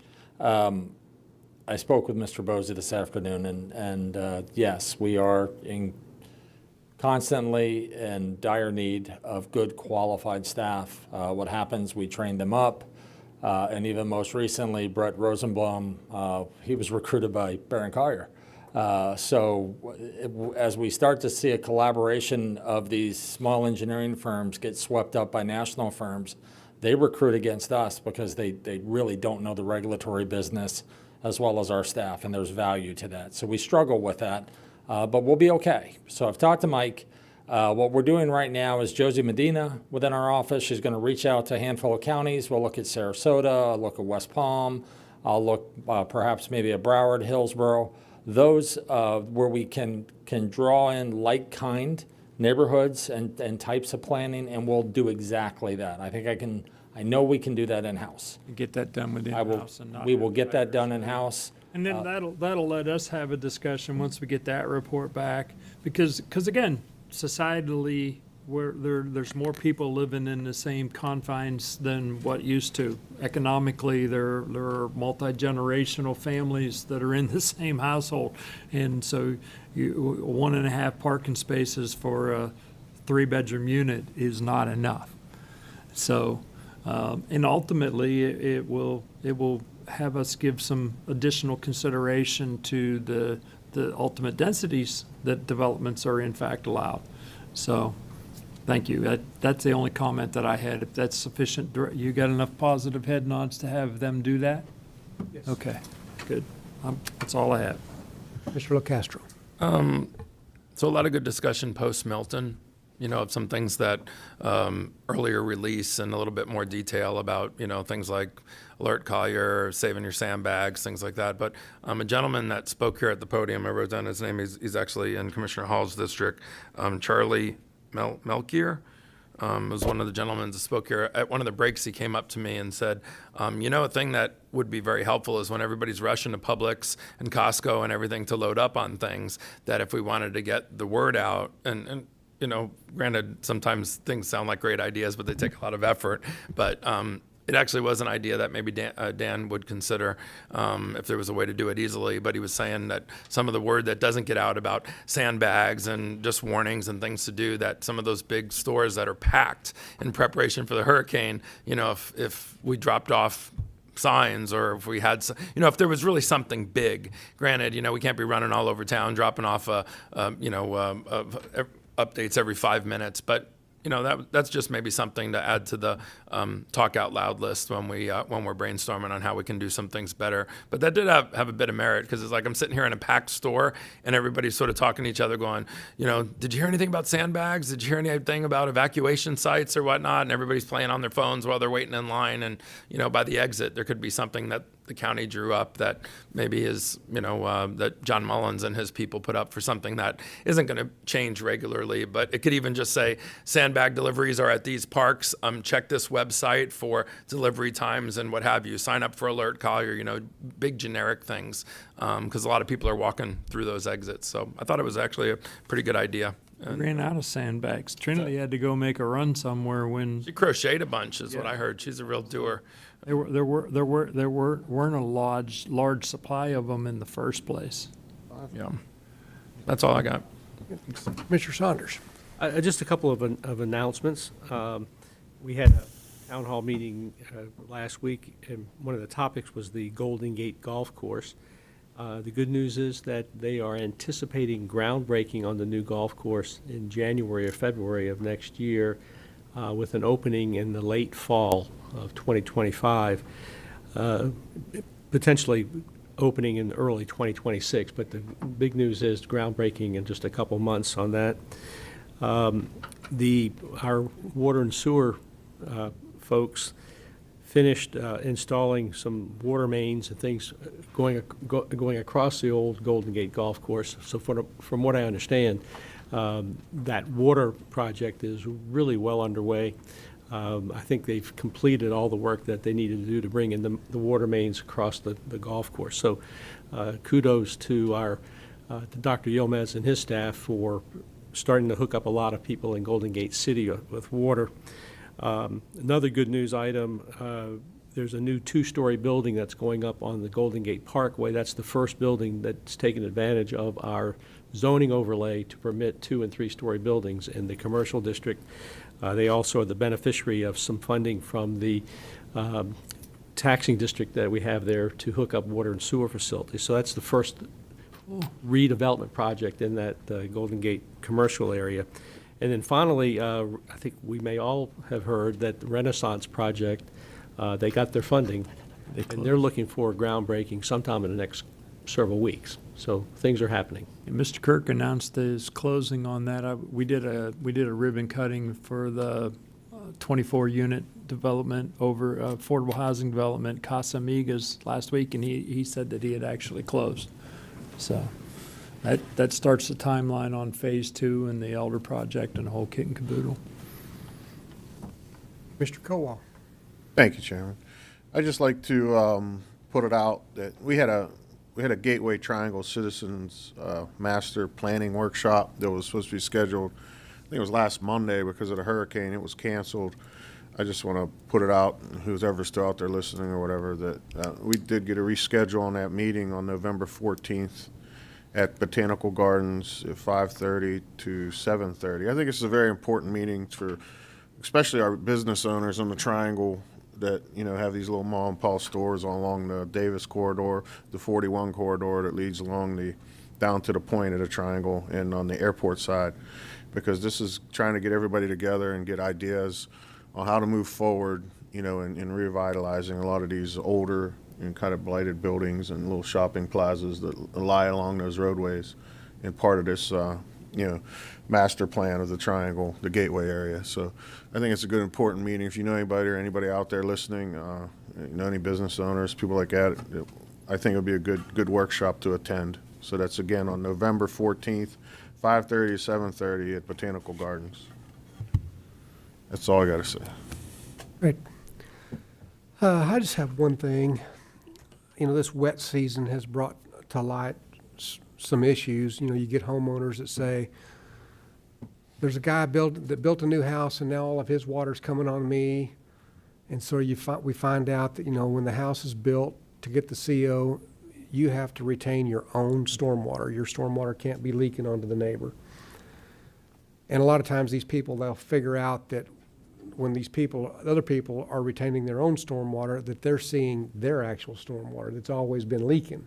Well, that's one side of the ditch. The other side of the ditch is we seem to have a loophole within our code enforcement. And I was talking to Mr. French and Mr. Bosey about it yesterday, which I had a guy call me from Pine Ridge Estates. The people behind him are building a very large home, and there's nothing really that's in the code that says that they have to retain their water while under construction. So during this 6 or 7 month time period, this guy has actually gotten water in his house twice. Now, they have to put a silt fence up, which can, you know, keeps the debris out, but it doesn't do anything for water. And so I wanted to bring it up. I don't know what we would have to do to actually incorporate that in our code, or if we wanted to. The guy was super nice. He was like, dude, he goes, I hate government interference. He said, but this is something that's real. It's happened to us. And I said, you know, that's worth the conversation. Mr. French, regarding that guy from Pine Ridge that called, and I was just asking, you know, I don't know what we would have to do to close that loophole or to make things better. What would be the process? So currently, and again, Jamie French for the record, currently within your land development code, there's no requirement outside of the silt fence to retain your water. Now, it is a federal requirement, as well as you've got to demonstrate that through the state of Florida's building code. But we do have within our code of laws and ordinances, which I think, Jeff, we might be able to revisit, that we would have to have the developer or the property owner under construction, they would have to show by way of their engineering documents on their stormwater management plan how they're going to retain that, not just from the time of CO, but from the time that the actual construction begins. But currently our code is silent to it. It's not been much of a problem. And I know at your town hall meeting, you were I think Trinity and Jamie were bragging, about, I think it was Jamie, that she was bragging about how people are listening to her when we talked about other folks' water has been trespassing on those vacant lots for years, and now it's not. Now the chickens have come home to roost because your water is no longer leaving, and the design standards have changed. But I would ask if it's the pleasure of the board, we can go back and look at the administrative portion of the Florida Building Code that you look at locally, or our Code of Laws and Ordinances to address this to where they would retain their water on their site during all phases of construction, once it's been permitted. I think that's a good idea. Can you do that, County Attorney, or does that have to be done by building? No, I'll work with Jamie on this, and we'll bring something back. No, I think it makes good common sense, and it's fair. And of course, the wet season, extremely wet season, has really brought it to light, but it doesn't mean it won't happen again. It could happen again next year. So anyway, that's all my comments. Good meeting today, gentlemen. Enjoyed it. And with that, we're adjourned. I'll let you get